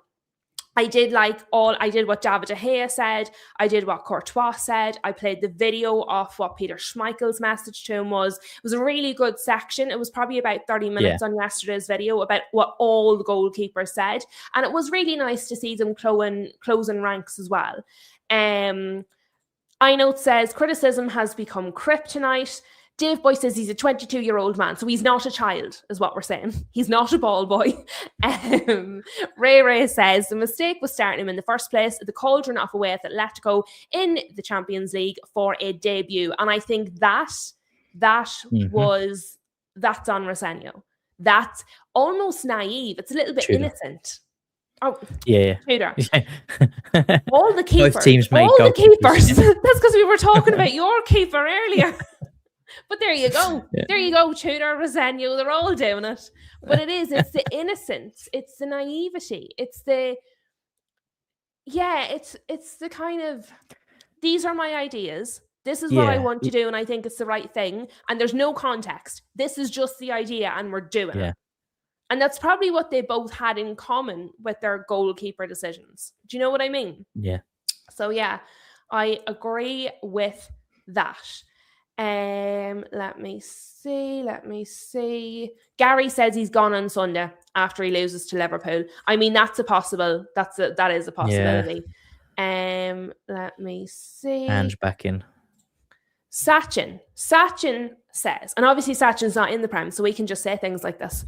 Premier League teams got a rude awakening in the Champions League. Chelsea and Spurs did stupid goalkeeper changes. Pep chopped and changed everything, which he did. Liverpool and Arsenal underestimated the opponents and barely survived. And then I'm just going to add to that, Liverpool and Arsenal fans underestimated the opponents too, because some of the outcry I have seen about those results, and I'm like, do you understand what these grounds are like? Do you understand like the difference, the atmosphere, the feeling in the, like, it's, I think, look, the English teams didn't do well. The Premier League teams didn't do well. The results were disappointing. However, I think not only the teams and the managers underestimated the opposition, I think the fans did as well, overall.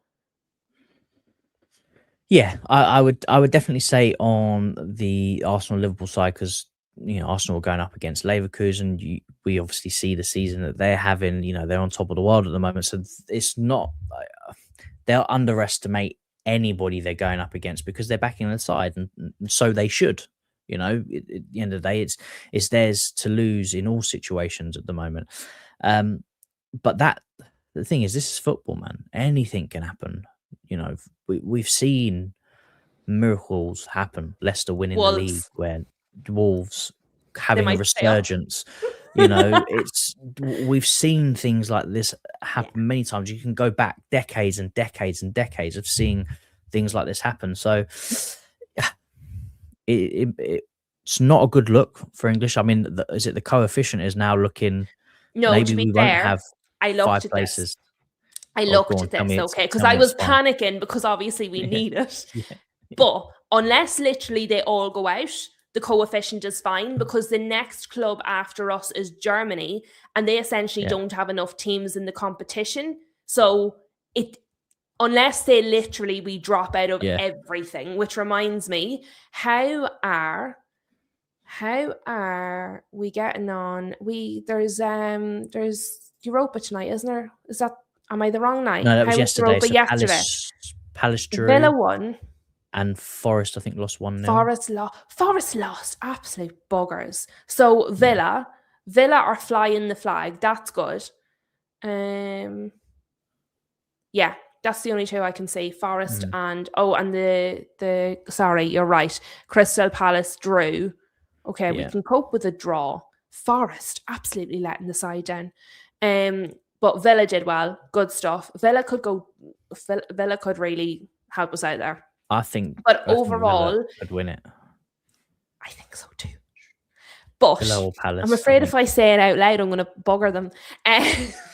But no, unless there's like an absolute calamity where they all go out, the coefficient's fine because the next highest country coefficient is Germany, and they don't have enough teams essentially to keep that going. They can't hunt us down. So because we've already done so well, it's next to impossible, other than us having just an absolute disaster of it going away. Because I was looking at that. I was checking. I was like, oh no. Will you see? We'll land in 5th and then there won't be a 5th.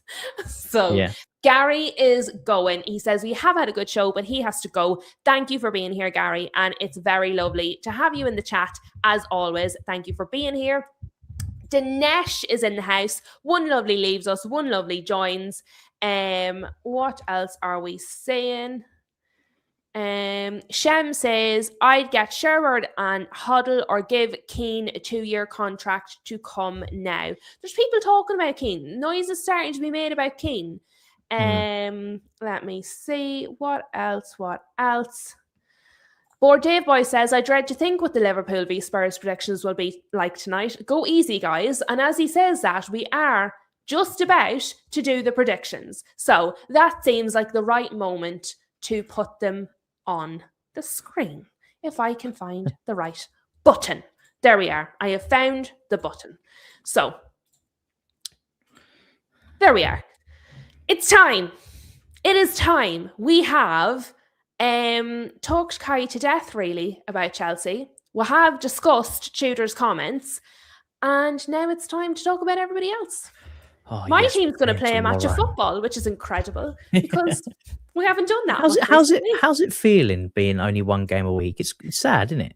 Do you know what it is, right? I said this in the week and somebody slandered me. I can't remember. Actually, it was iNotes. It was iNotes because we were in iNotes. Was that in Hassan's channel? I think it might have been in Hassan's channel. I was in the chat, and I said, I'm actually quite enjoying the Champions League matches in a way I wouldn't if my team was in it, because I can genuinely just watch the matches without thinking, how this result impacts my team. So what I was saying was, as a competition, I'm actually genuinely really enjoying the Champions League without the nervousness of, oh my God, this is going to put my team out. Now, I also really miss football. I feel like my team hasn't played in 3 months. See, once this international break starts, we don't play for the 2 weeks of international break, and when we come back, it's FA Cup, and we're not on that either. We don't play for 3 weeks. So, like, I completely forgot you guys were out the FA Cup until it we're got out to of the FA Cup. everything. We're I was not in like, any "Whoa, competition. long day for United this season." No, it's terrible. So I miss football. I miss football so much. But you know what?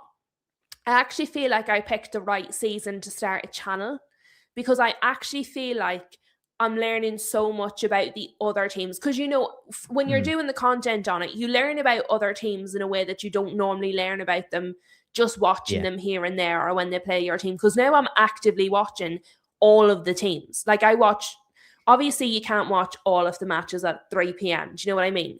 But for the most part, I do actually watch all of the matches that I can watch all the weekend. I watched the Champions League nights. I watched the 5:45 matches, 6:45, 5:45. I watched the first match, and then I watched 2 of the late matches. So I was able to actually see all the matches. But it's really interesting, because I'm like, oh, this is like a whole new world. It's like, do you know when you're playing? I like a game. I'm a bit of a gamer, okay? So, do you know when you like complete a section of and then the rest of the map unlocks, like a new area of the map unlocks? Yeah. I feel like now that I'm watching all these matches, I knew about the area, but it was shaded in grey. And now I've started doing content and all these, and I'm watching all the matches. I feel like I've unlocked that part of the map. Do you know what I mean? I don't know how else all I to can think is just explain it. like just United fans just sitting behind a window with the curtains looking through. You know, that the kid that is not allowed to come outside to play, just watching all the other kids play. That's what you guys are. But I feel like I'm making the most of it. Even Spurs are playing in the Champions League.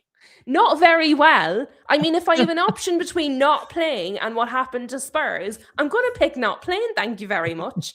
And to be fair, I think the best thing that could have happened was that Spurs won that final, because if we were in the Champions League, I think we might be the ones facing relegation right now, because we don't have the squad for it. We do not have the squad for it. We barely have the squad for 1 game a week. We're barely coping. We're getting injuries with 1 game a week. Can you imagine if we had to play 2? We'd have a heart attack. But I miss football. Obviously, I want my team to be in more competitions. I hope next season we're in more competitions. I hope next season we stay in more competitions for more than the preliminary rounds. That's what I want. I want to watch more of my team. However, I do feel I have enjoyed particularly the Champions League more, because my team isn't in it, because I can genuinely just enjoy all of the results and it doesn't impact me whatsoever. Next season, I'll be watching it in a very different way. So I think the timing of me starting the channel this season has been perfect. I think if I didn't have the channel and I wasn't talking about everybody else's team all the time and watching all the other football, and I was just waiting for Man United match, I think I would be crying every night there was football and we weren't in it. But when I said it at the time, I notes was laughing at me. What was it he said? Like, that's a sad indictment, essentially, or like of being like a bad fan, or a fan of a bad club, or something to that effect. I took it very personally. I was not pleased. I was not pleased at all. Yeah, there you go. I remember that, Lou. Put a curse on the mighty Chelsea. Yeah, I was raging. I was very mad. And God love him. He was only having a bit of banter. And I was like, the cheeky you. I was so mad. But the thing is, I'm one of those. I'm a bit of a hothead. I get really mad really fast. And then 5 seconds later, I'm like, okay, I'm fine now. It's done. It's over. Everybody else, because of the things I've said in those 5 seconds, everybody else is like, oh no. And I'm like, okay, are we fine now? They're like, no, you just said some horrible things. I'm not me when I'm angry. But Dave Boy has his official report before we do the predictions, and he says, well done, Kai. You held your own, but Lou took it on points. Soz, pal. We're gonna have to regroup, change the tactics around, switch the goalkeepers around, and maybe we'll come back better. Well, you're in the not second getting leg. lemons. Sachin says, good times, Lou. Enjoy the downtime, grow the channel, make variety of content, and focus on other teams. And that's it. I'm just doing research. I have used this season for research. So see, next season, I'm going to be sending emails to United. Here is what I learned last season. This is what I learned about this team. Early on. And they'll be like, how do we make this crazy woman stop sending us emails? If we pretend to give her a job, will she stop emailing us? Imagine. Marv says, Lou equals COD all day. Not all day. I do enjoy a game of COD. I enjoy a game of COD. I do. I'm partial. My very first game that I used to play when Desk, what age are you? You don't have to say that on stream if you don't want to, but what age are you? 30. 30. Okay, so you're a little bit younger than me. So I'm going to be 34 now in April. But when desktop computers first became like a thing, we had one in our house. And my parents, God love them, do you know the game Doom? Yes. But I had the joystick. And do you know when you would get to gun 7, it was that big silver space gun, and it made that like shing noise. And then I would get to it and I would kill and then it would crash. I had another game called Montezuma's Revenge. That one crashed a lot. I would get the blue screen when I played that one. But now I like COD. But I think it all started from the days of Doom, to be honest with you. Anyway, moving on. Let's do our predictions, because I told the people we were going to do predictions and then I prattled on about other things. So, Sunderland. From Spill the Tea, Lou, to Spill the Tea game. Yeah. Oh, well, there was one of the days here we were talking about TV shows. Were you here for that one? I don't think so. No, we were talking about Supernatural. No, maybe it wasn't you. Oh, I love Supernatural. Yeah, I love Supernatural. It's a great show. Yeah. But so we do. Sometimes I go not off. spending 3 hours on Supernatural. No, and we could.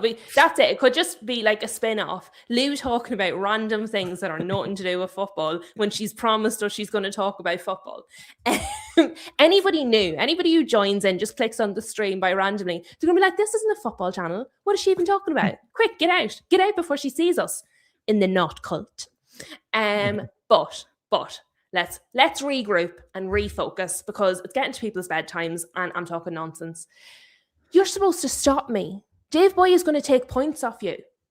You're losing possession here. I'm shooting from outside the box. I'm shooting from the halfway line here. And you're doing nothing to stop me. They're all missing. They're all missing. I can take these all day. I don't know. I have a touch of the Ronaldos about me. I could do that. No, I was a defender. But other irrelevant pieces of information. Sunderland, Brighton. What do you think? Sunderland win 1-0. That was fast. Is it because Xhaka's back? Yeah. Yeah. I love it. He's done wonders this season, Xhaka. He has. It was just so fast. Streets is saying 2-2. Sachin says 2-0 Sunderland. Hard fought without Mukiele, but they should be able to get it over the line. Marv says Sunderland 2-1. Dave Boy says Sunderland 2-0. Streets followed up his 2-2 with a Minty Masterclass. I do also. Will's left us earlier, but he did send me his score predictions, so I can add them in when we're doing it. So iNotes is saying 2-1 to Brighton. Sunderland can F off. Is that, where are they in the table actually? That reminds me. Yeah, so let me see. Sunderland they're 11th, to be fair. Oh, I see. They're on 40 points though. Yeah, but you're on 48. No, they're a good bit away. They lost 3 of their last 5 and drew 1 when Xhaka was injured. So maybe he just has a personal problem with them. But Will said 1-1. So he went for a score draw as well. And what do I think? I think Brighton were doing terrible.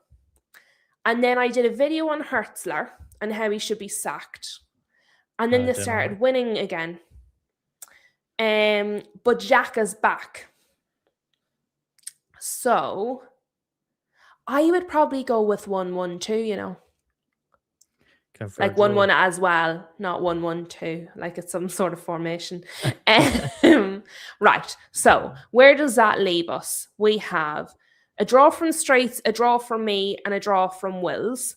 And then we have you, Sachin, Marv, Dave have all said Sunderland.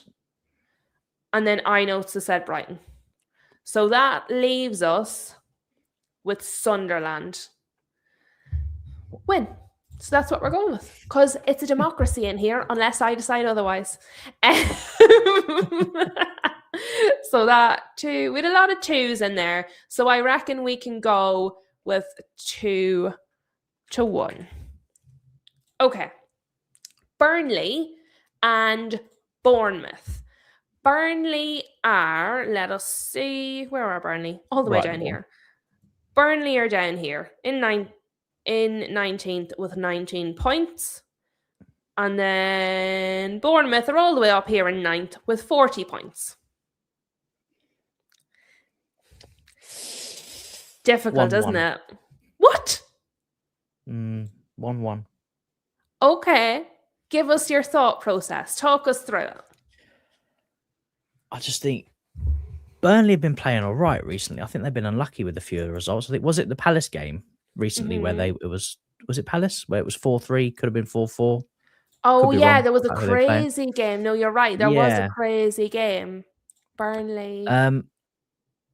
Yeah, and I haven't been too impressed with Bournemouth.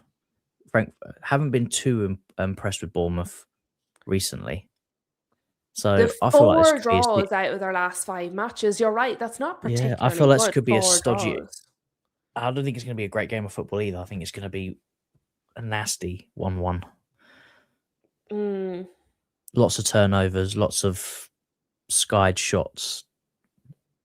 I was just going to go with a Bournemouth win, but then I looked at that because you said it, and 4 draws in the last 5 for Bournemouth is not great. Now, Burnley have lost 2 or 3, but I mean, 4 draws is just not a good look. Yeah. The thing is, Burnley are essentially relegated at this point. Like, they're basically out. They're on 19 points. West Ham's on 28. I mean, they're not pulling that back. So at some point, their players might put their feet up. Although Wolves are now only 3 points behind Burnley. So maybe Burnley will fight just not to have Wolves. Imagine if Wolves overtake Burnley and don't finish last. That might motivate Burnley a little bit. I want that. I absolutely 100% want that to happen. And it's nothing against Burnley. It's just, that would be sensational. As Marv says, come on, Wolves. Yeah, but 4 draws is not good.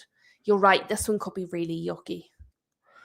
But then a lot of people are going for Bournemouth win.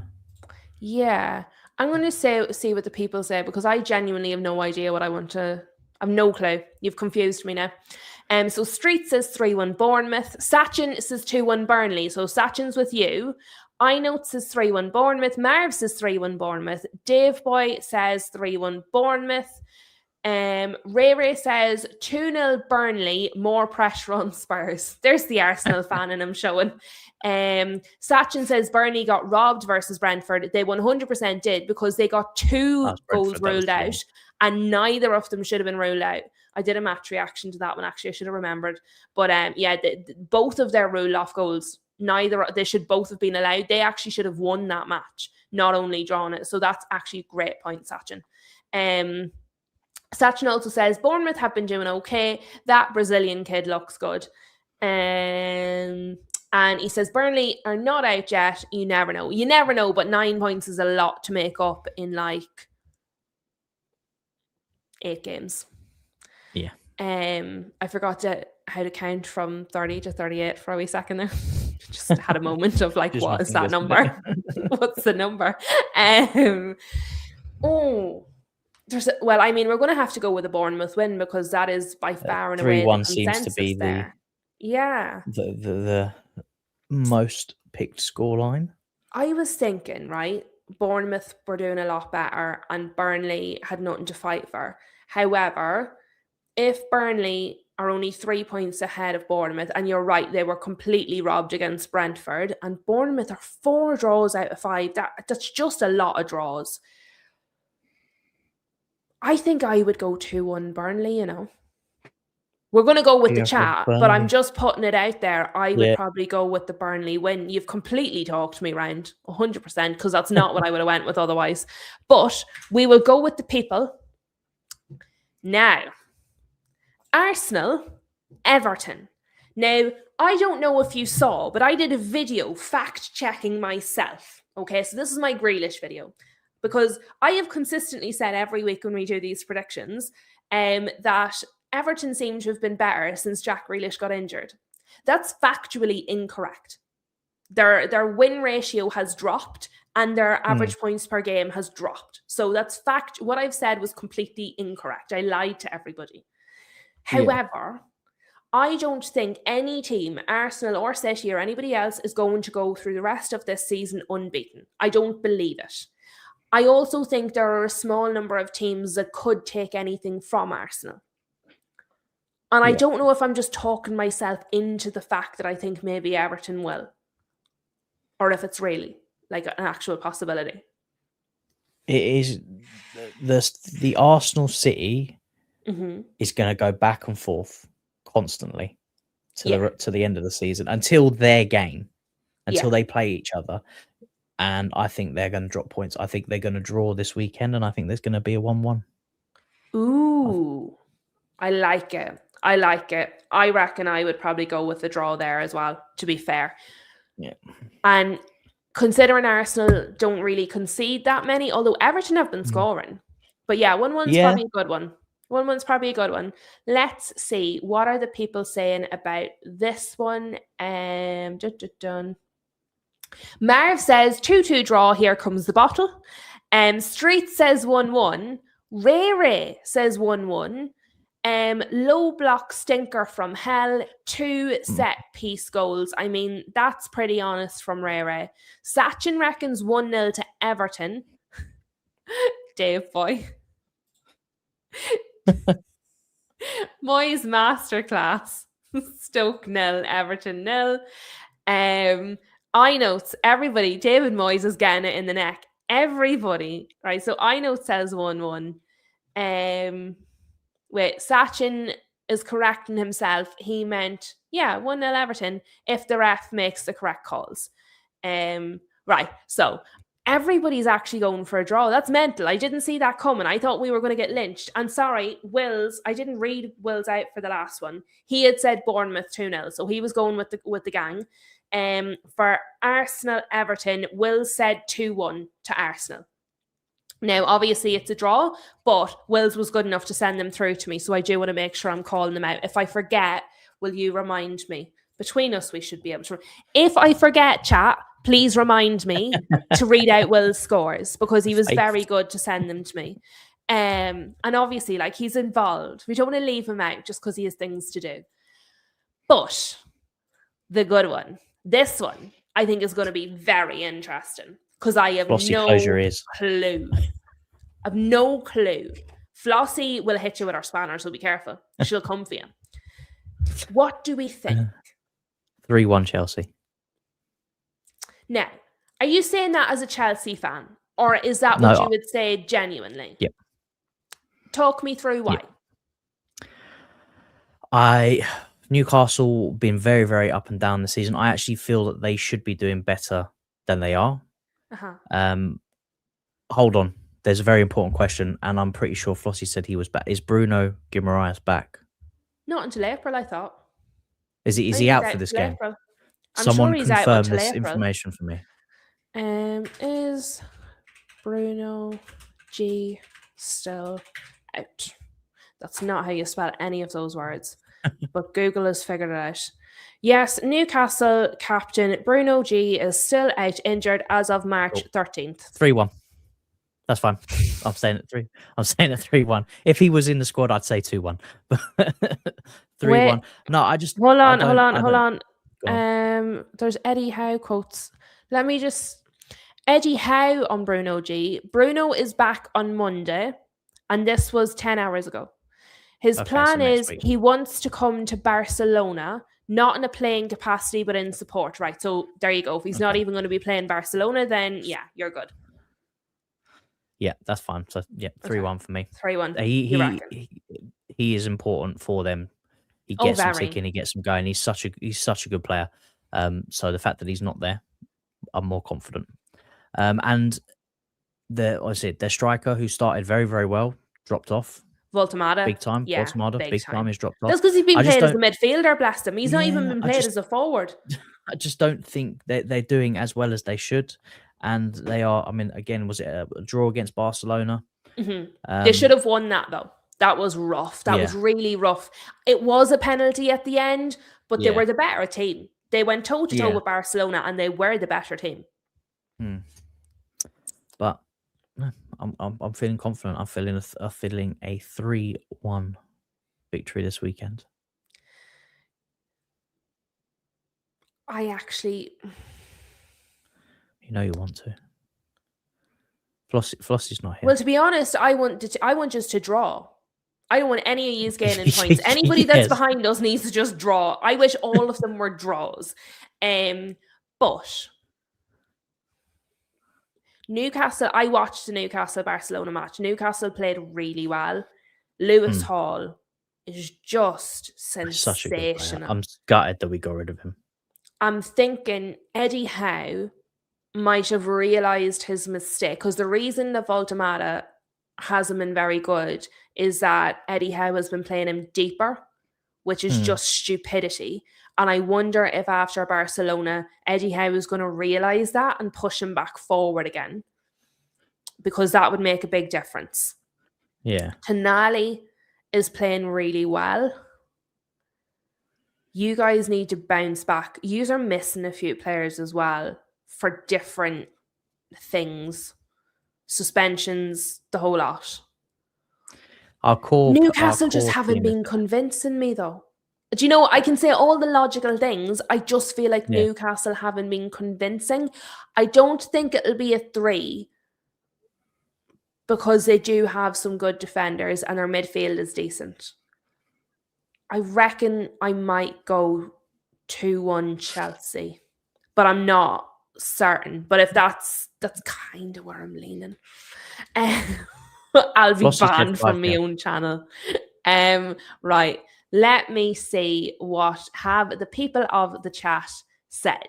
So, Sachin said 2-0 to the Toon.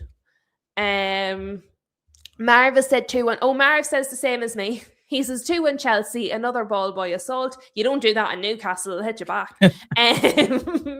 Streets says 2-1 Chelsea. Sorry, Flossie. Everyone's so sheepish. Dave Boyce says 2-1 Chelsea. Jesus, everybody said. Ray said 2-1 Chelsea. I know said 2-1 Chelsea. He says Joao Pedro. JP20. That's Joao Pedro, isn't it? Yeah. Yeah. And yeah, Streets was saying it's a hamstring for Bruno G. I knew that. It's April he's back because April's my birthday, so I remember the month. Self-obsessed like that. But what else? And yeah, so Sachin was just saying, Voltamada's not even being played as a striker. I think that might change. I think Eddie Howe will have learned his lesson after Barcelona because it was so bad. Marv said, Newcastle should have won against Barcelona. They really should have, but that might make them tired. Flossie is repping the Magpies, and she is saying 2-0 away the lads. And she's telling Dave to sod off, which I think is probably, I didn't see what Dave said, but she's probably legit. Let me see. Sachin is saying Chelsea will be naive to think they can get something out of the Champions League game. They will rotate, and hence the loss prediction from me. So Sachin and Flossie are going for a Newcastle win, I think. Yeah, Newcastle. And everybody else is going with Chelsea. So there was a lot of 2-1s in there. So I think we're going to go with 2-1 to Chelsea.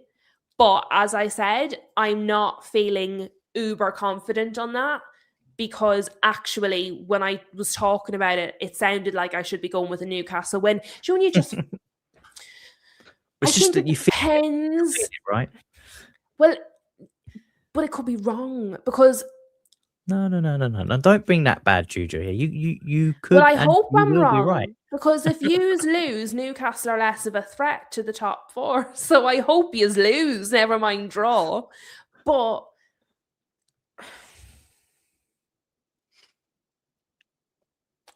I don't know. I just don't know. I can't decide. So that's it. It's in now. It's done. It's too late. I feel like this last week though, and now this week as well, I'm like, oh, I don't know. These are all really hard. They're probably not. They're probably dead easy. I'm just overthinking them. But West Ham, Manchester City, and West Ham are here. 28 points. They are level on points with Forest, and they're 1 point behind Spurs. If West Ham can get a point against Manchester City and Forest lose, they'll be out of the relegation zone. If West Ham do the unthinkable and beat Manchester City, they would be well and truly out of the relegation zone, and they would be above both Forest and Spurs. What do you think? Don't break my heart. I've just said such nice things. 3-0 City. Kai, we talked about this. We talked about this. What is this? I really want to say, but I think right now is probably the worst time to play City because they need to bounce back after whatever that showing was during the week and the drop points the previous weekend. So yeah, I think it's going to be a tough game for West Ham. I think it's going to be early goals as well. Broken my heart.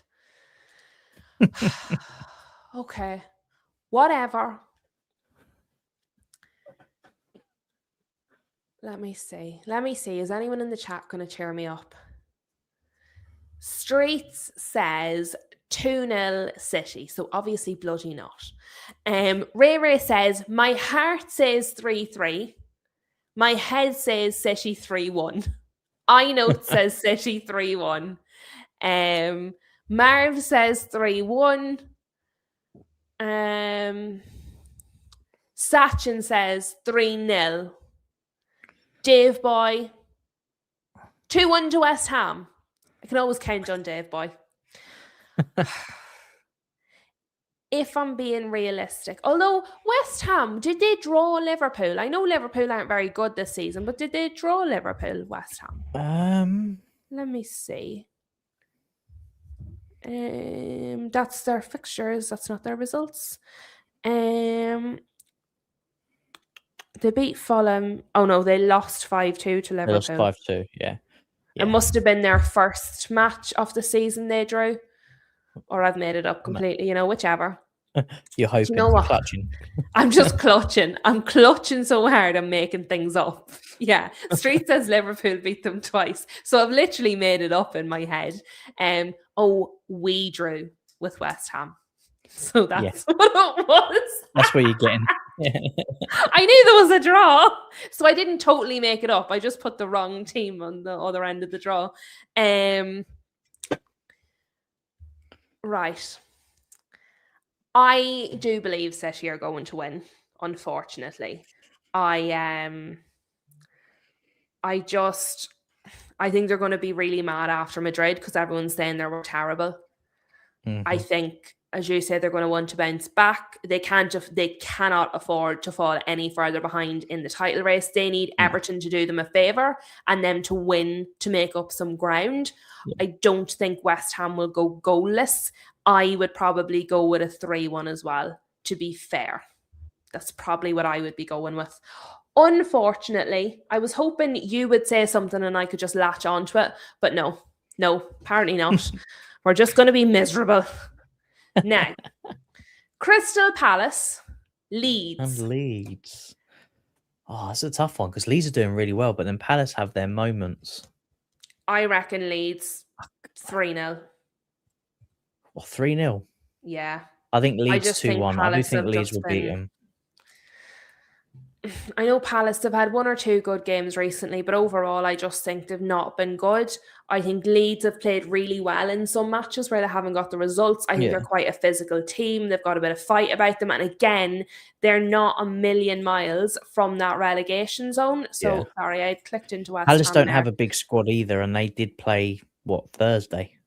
Well, I'll tell you what, look, Palace is there with 38 points. Leeds is here with 31 points, which is obviously only 3 points away from the bottom. So Leeds are right there in that relegation battle.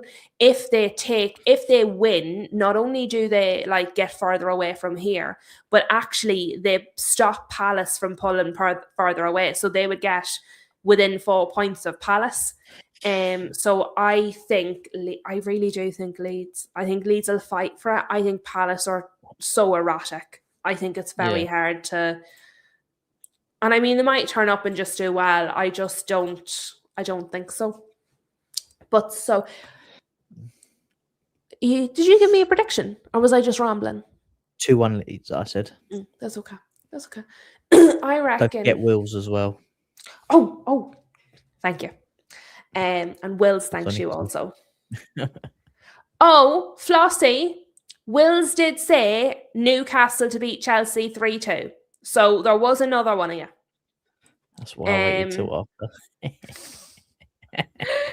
For this one, he said 3-1. Right, I think. Oh no, sorry.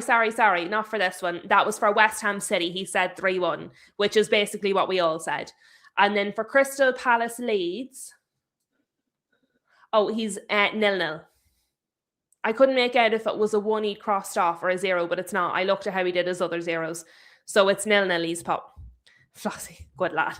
He knows what side his bread's buttered. Right, what are the chat saying? Marv is saying 2-1 to Leeds. Sachin is saying 2-0 to Leeds. Palace played in Europe. That's also a good point. Street says 3-2 Leeds. iNote says 2-1 Leeds, unfortunately. Dave Boy says 2-0 Leeds. And Ray is going with Wills and saying a 0-0 draw. So that's an interesting one.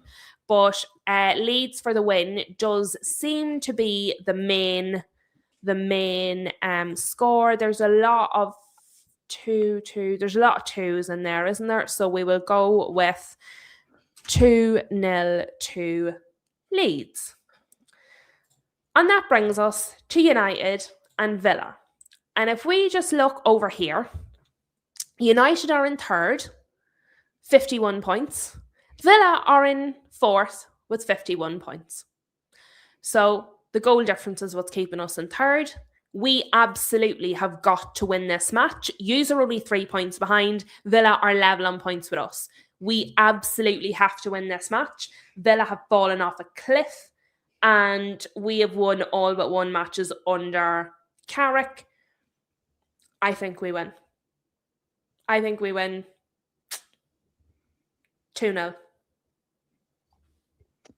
It's very, very good. Very positive from you. I love it. It is, yeah. It's nice. Yeah. You look like you're about to rain in my parade, though. I, on the other hand, do not share the same sentiment. I'm shocked. I don't think it's going to be a win for either side. I think it's going to be a 2-2 draw. Ooh, I mean, a draw is not out of the question, to be fair, because we do some crazy things. I think we do some crazy things. Villa don't convince me enough to get the win, but neither do United. I mean, but I do know both of you will score.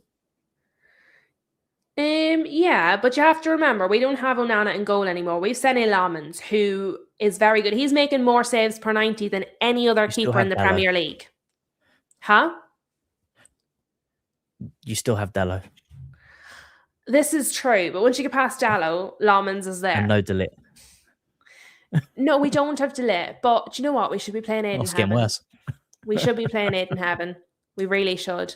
Yoro's a nice chap. I'm sure he'll do well, but Heaven is at the moment performing better. He should be in there for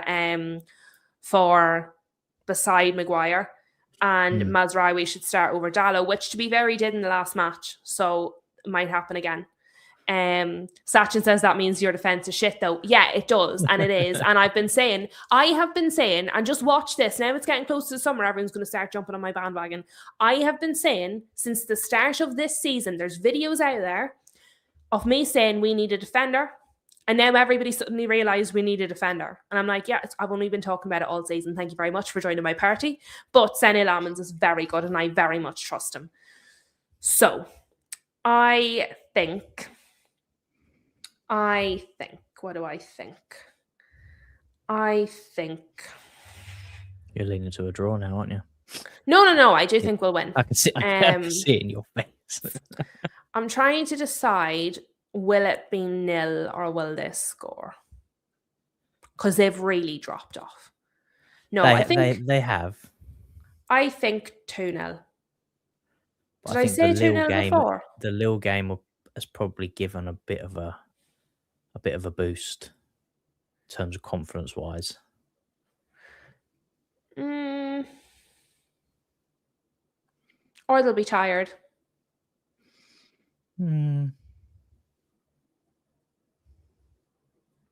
I've been writing down the scores of the matches as I'm going. And I've written down 8 scores. But we've only looked at 7 matches so far. It's interesting. I think I have written down the West Ham City score twice. So we're just going to cross that one off. Anyway, clever. So let me see. What is everybody saying? I've seen Mama Flossie's, but I'm going to go in order. Streets is saying 3-1 United. Marv is saying 3-1 United. Villa sinking like the Titanic. Plus they played midweek. iNote says 3-2 Aston Villa. Emery handing in his CV for the job. Ballboy says United 2-0. Sachin apologises for saying 2-1 to Villa. Carrick has been found out. To be fair, I don't think Carrick's the guy anyway, so that part doesn't bother me, but I think our players are good enough to beat a failing Villa anyway. Ray says 3-2 Villa. Emery is going to pull a rabbit out of the hat.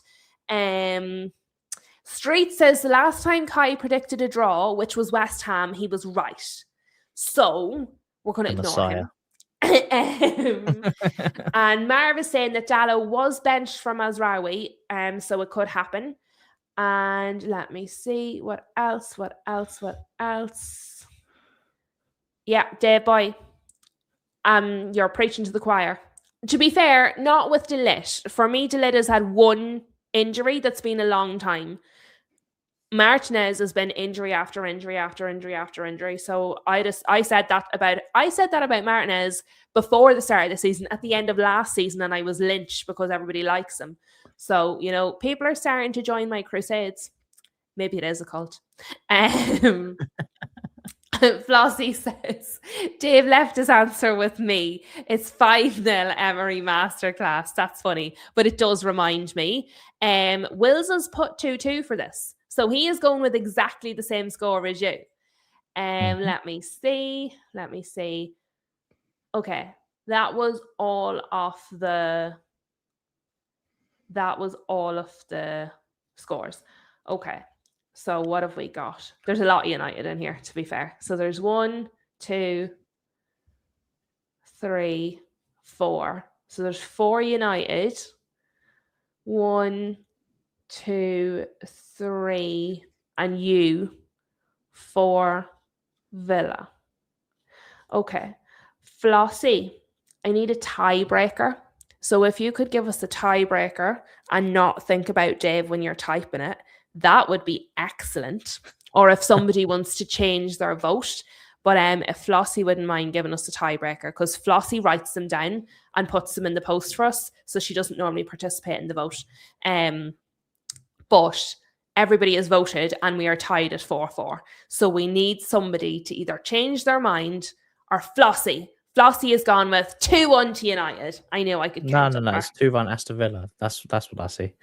Are you actually going to fight with Mama Flossie? Because I know who I'm backing. It says 2-1. It doesn't say any team there. It's open to interpretation. That is. Not if you can read which order the teams come in. I read reverse. I think we need to get you some glasses. We'll get you the Specsavers. Go on, Flossie. I'm glad she didn't hold Dave Boy against us. So I reckon there was a lot of twos in there, wasn't there? There was a lot of twos. Yeah, I think 2-1 was quite a prominent one. Yeah, that felt like 2-1. Right, so we'll put 2-1 in because it felt like a lot of 2-1s anyway. Forest and Fulham. This is going to be an interesting match, I think. You know what? Let me see. So let's Fulham just are look. doing really well, but I could be wrong. Yeah, but Forest is on level points with West Ham, who we do think is going to lose, to be fair. But if Forest go above Spurs, that's also bad news. Forest could go level with Leeds on points. They probably wouldn't match their goal difference, but I mean, it wouldn't be crazy. Fulham, I thought, was doing really well as well, but they've lost 3 out of 5. Yeah. And I don't know if this is because Spurs is swaying me, which could definitely be the reason. But I'm going with a 2-1 Forest win. Okay. And Spurs go further down.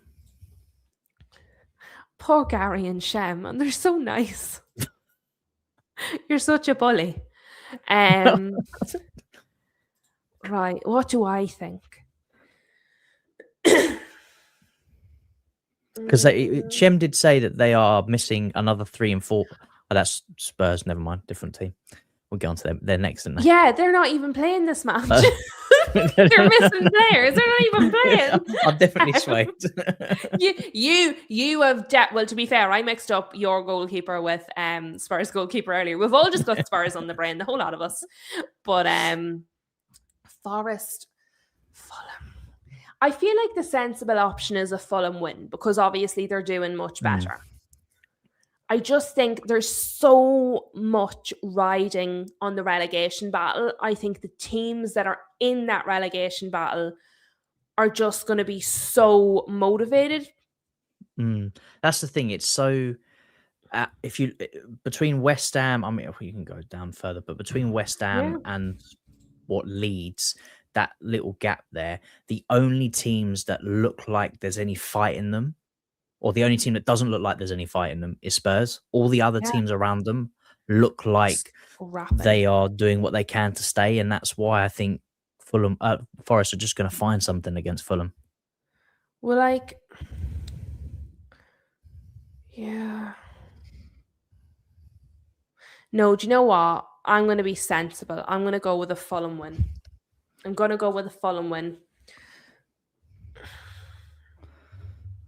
Fulham are also London-based, right? So they might just... You asking me a geography question? I don't know where anything is over here, let alone over there. I couldn't tell you. Maybe they are, maybe they're not. They might be. The Spurs team might be playing on their mind too. They might want to help out.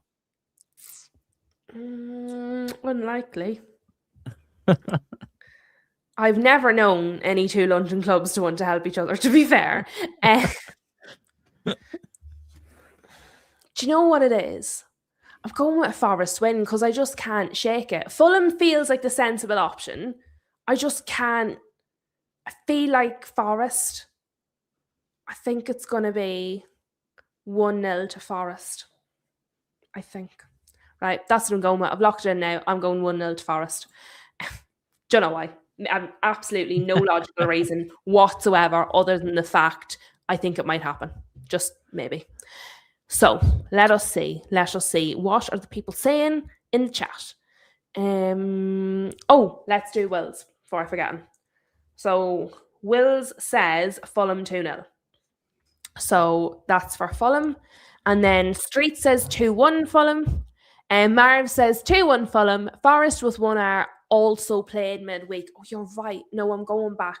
I'm changing my mind. I'm going back to 1-0 to Fulham. That's it. Right, now it's locked in. I know says 2-2. So he is saying a draw. Ray says 3-1. Forest escaping relegation. Sachin says Fulham 3-1. No clean sheet, but an easy win. So, Dave Boy says Forest 2-1. I'm swayed by Spurs. And Marv is saying Kai is eager to bury Spurs. Ray Ray says the Spurs factor will break Fulham. So very mixed, isn't it? Right. So you said Forest, I said Fulham, Street said Fulham, and Marv said Fulham. Then we did draw. And Will said Fulham. Ray Ray said Forest. Sachin said Fulham. Okay, I think we're with Fulham. There's a lot of 2-1s though. Okay. It looks like 2-1. Nobody knows, basically. We're not normally ever really that split. That's really split. Really split. Liverpool, Spurs. I think Gary and Shem are gone. I think we can say... I don't like upsetting them because they're so lovely, but I think they're not here. So I think you can say what you really think. It's okay. Oh, you know what? Oh, God. 1-1. What? 1-1? 1-1. Yeah. Yeah. I'd, as much as I would love Spurs to lose even more and drop further, I don't think Liverpool are very good. I think they are actually terrible and find themselves very lucky to be where they are in the table at the moment. I don't think they play particularly good football. I think there's such a disjointed, connected team. I mean, they've gotten better recently, but even when I've watched them, recently in the last few games, they just don't look... Something looks off about them. And Spurs... This would be a typical Spurs thing. Be absolutely terrible and then turn up against a Liverpool or a City like they do and just get a result. So, yeah, I'm going for 1-1. Do you know what? Spurs Premier League dream stays alive for one more week. Liverpool have been terrible. They have.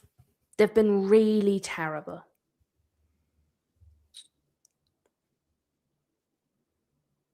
Salah's not been very good.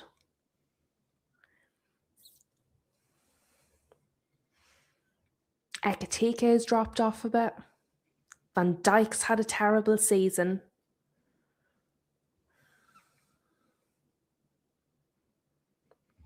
It might be a good thing that Spurs don't have Romero and Van de Ven because nobody's going to get a red card.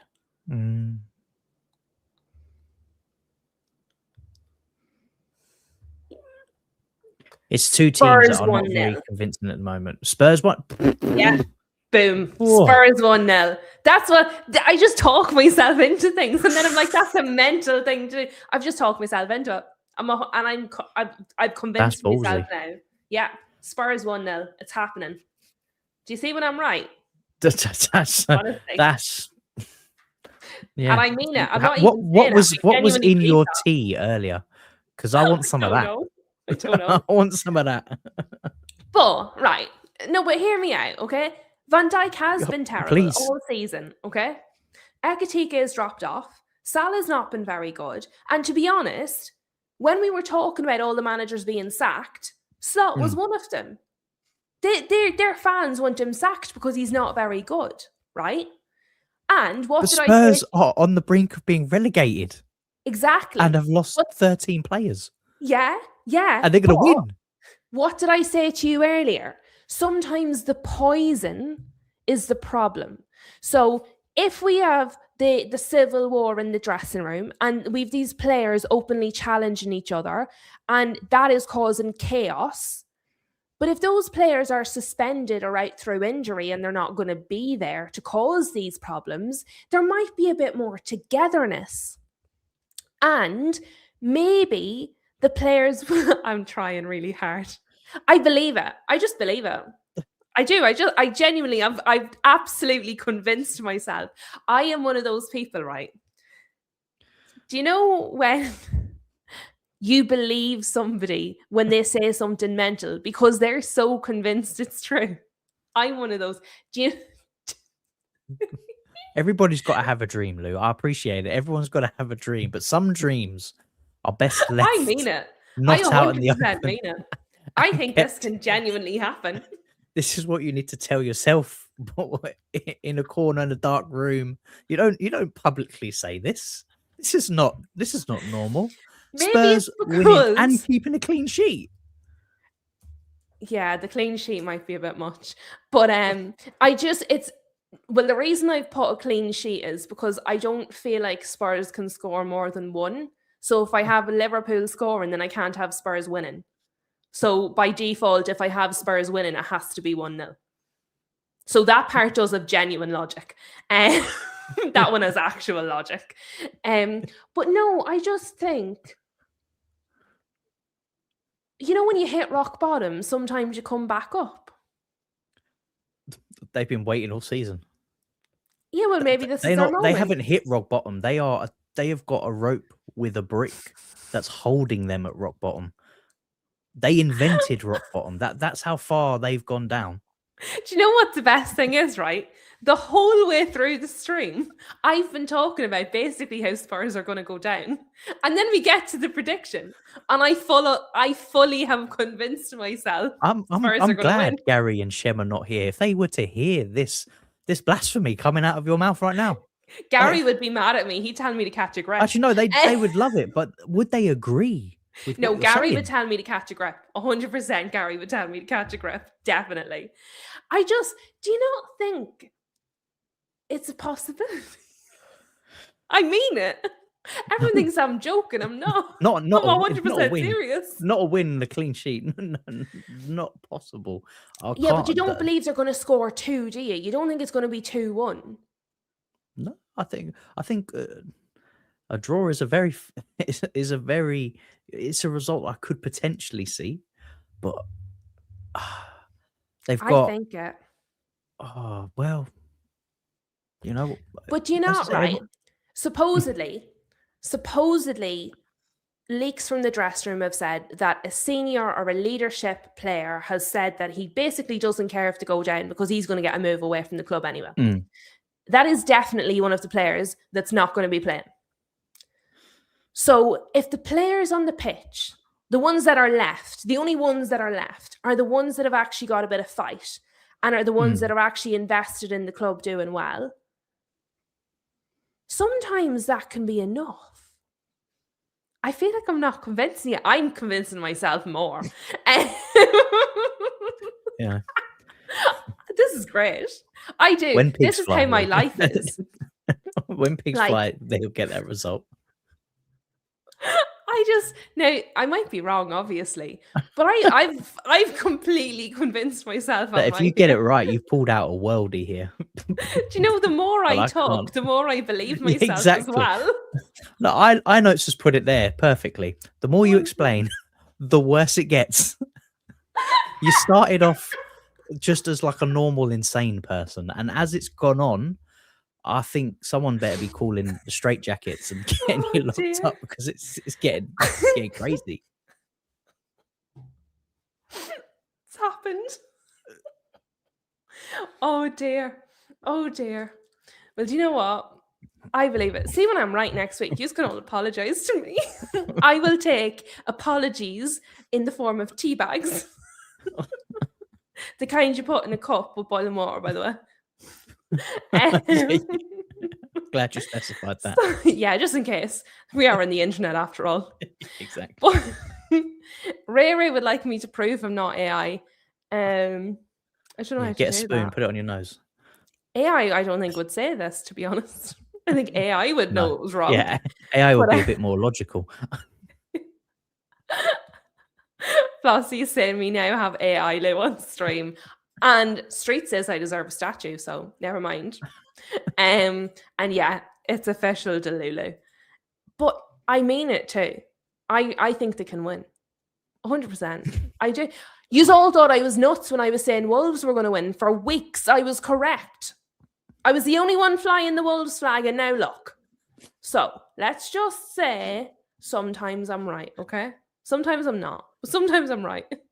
So, I think we should check what the normal people are saying. What are the sane people saying the results? We've none of the normal people in our chat. Don't be crazy. But let me see. What were the predictions? I've lost them all now because I was talking.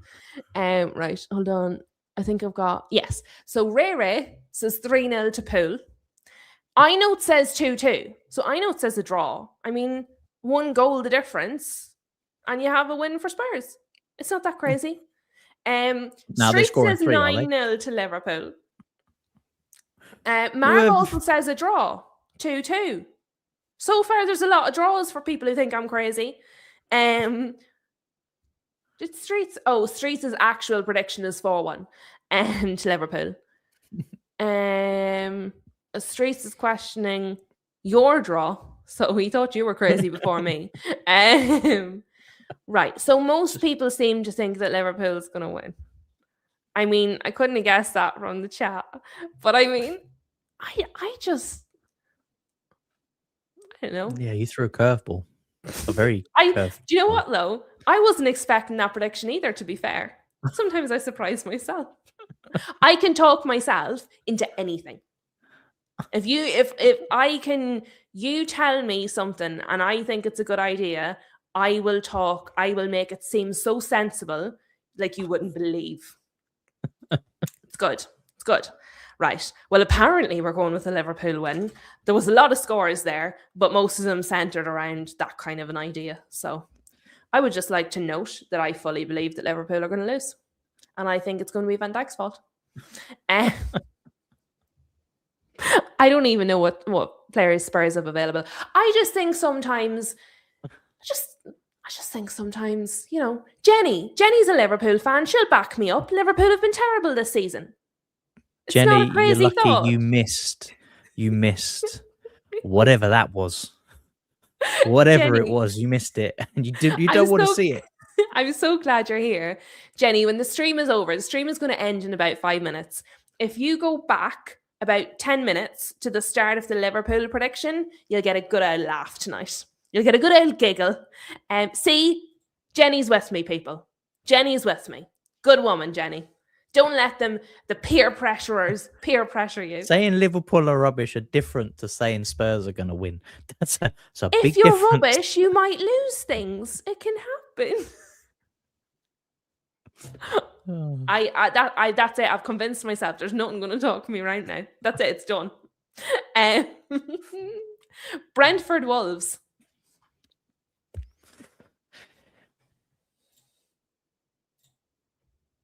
There's Wolves. 2 wins in a row. I'm going Wolves. A Wolves 2-1. If Wolves win and Burnley lose against Bournemouth, which is possible, they would be on equal points.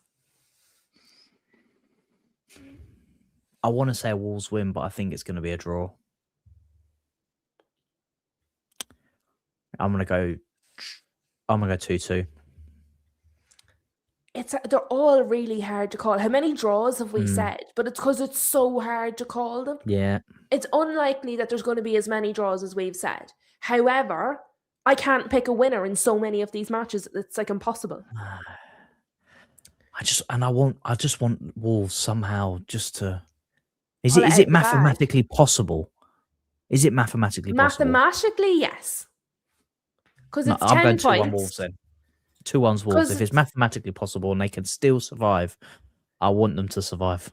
It's 12 points, and they have to play some of the teams that are here above them. They play Forest, and I'm sure they play another one of them in here as well. So if they win the teams that they play here, and sure, there's 8 matches left, and 8 threes is 24, and they're only 12 points behind, and they're playing some of the teams above them. So mathematically, yes, it's possible. I mean, highly improbable, but possible, yes. Yeah, I'm changing mine then. I'm going for a 2-1 Wolves because I want a dramatic. Though. I know.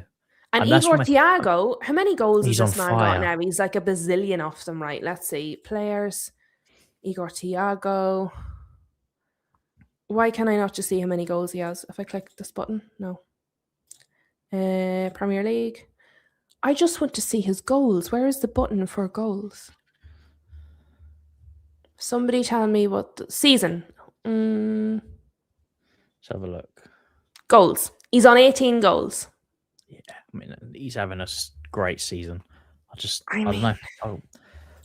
Wolves have gained a soft spot from me this season, and I want them to stay up if it's physically possible.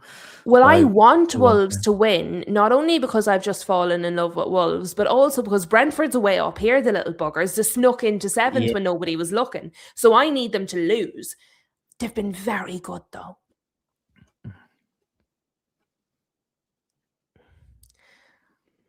I think Brentford's going to win. I don't like it very much, but I think they will. I think this could be a 3-2. I think this could be like a real barnstormer. I think this could be a really good match. I would like Wolves to win, but I think it might be Brentford. But look, it might not be. It might not be. So let us see. What are the people saying? Marv is saying 2-2. Brentford 2-1, according to Ray Ray. I know it's saying 2-1 Wolves for the culture. Ray Ray is saying is literally every game can go anyway. I love it. I love it. I love it. You're right. I love it. And it's so true. All of these games have been like, oh, I don't know. Oh, I don't know. Oh, I really don't know. We've talked ourselves into most of these results. Dave Boy says, Wolves 2-1, pity the revival didn't start before Christmas. Correct and right. Tom is loving the stream and we are loving having Tom on the stream. Excellente. Marv was ahead of me. I should have just read the chat. Right. Marv is saying, I want Wolves to win, but we need Brentford to drop points, so a draw. Marv, if Wolves win, Brentford drop points. So a Wolves win would meet both. Am I correct?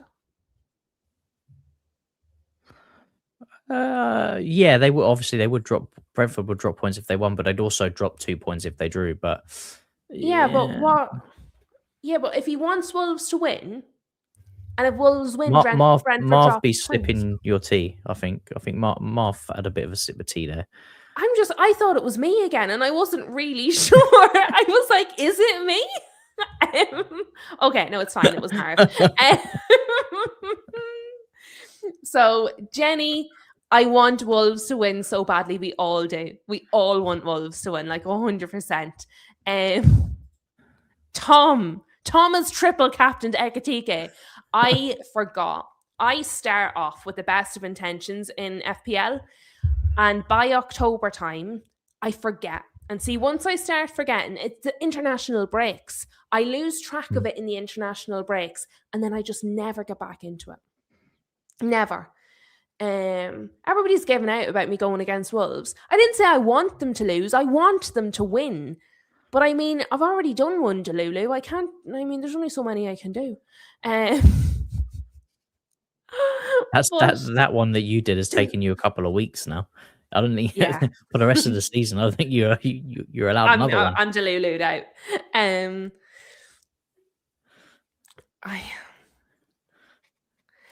Streets, I think, went 2-1 as well. Wolves. There's a lot of Wolves. There's a lot of Wolves. I've been banging the Wolves drum since the start of the season now. I've talked everyone into it. Yeah, let's go with Wolves. Marv says, Lou, if you can talk for hours, you can do Lulu no end. Does anyone doubt that I can talk for hours? Really? I don't think so. But I think the consensus is Wolves to win. So we'll go with 2-1. That's the consensus. Are we ready to hit the big? They should make this button red. Please make this button red. Calculate. This is what it would look like if we got even close to correct. Okay, let me zoom out so we can see more of it together. So Arsenal would obviously still be top. United would still be in third. However, Villa would have dropped out of the top 5 entirely. And Chelsea would be joint on points with Liverpool. 3 points behind Man United. To be fair, Villa would also be on joint points, but they would have the worst goal difference. Yeah. And they put it in the wrong place. Normally the difference is over here. I was like, where's the difference? Brentford would still be in 7th, but nobody really cares about the middle bit. So let's go down to the bottom. Wolves would draw level on points with Burnley and would only have a difference of 1 goal difference. So this could happen, people. West Ham would still be in the relegation zone. As Forest, they would still be on the same points. Spurs would only be 1 point ahead at that point. But I think Leeds would have pulled a little bit away. Newcastle are kind of around where they were anyway. Sunderland would be above Newcastle. Obviously, Flossie won't like that. Yeah. Interesting. It would be kind of this part. 3 to 6 would be the most movement. And then obviously Wolves would draw level. So that would be interesting too. But, guys, that was very fun. I thoroughly enjoyed that. It was good fun. Thank you all very much for joining us. Thank you for participating so strongly in the chat. It was a good old chat, a good old laugh, very mixed kind of opinions and thoughts. Very, very good. As always, we love the predictions. Thank you very much to Kai for joining us. Please do check out Kai's channel. You can see it there as a label behind the dugouts, where he talks a little bit more sense than I allow him to talk on these streams. He's normally a very logical human being. Thank you, everybody. Smash a like if you haven't done so already. Please do share the channel with your friends. Get them all to subscribe. I am hoping that we can get to 500 subscribers soon. I had been hoping for Paddy's Day. I think it might be a bit beyond reach for Paddy's Days, but hopefully soon, very soon, get people to join the Teacup crew. And I will talk to you all very, very soon. Have a lovely evening and enjoy the football.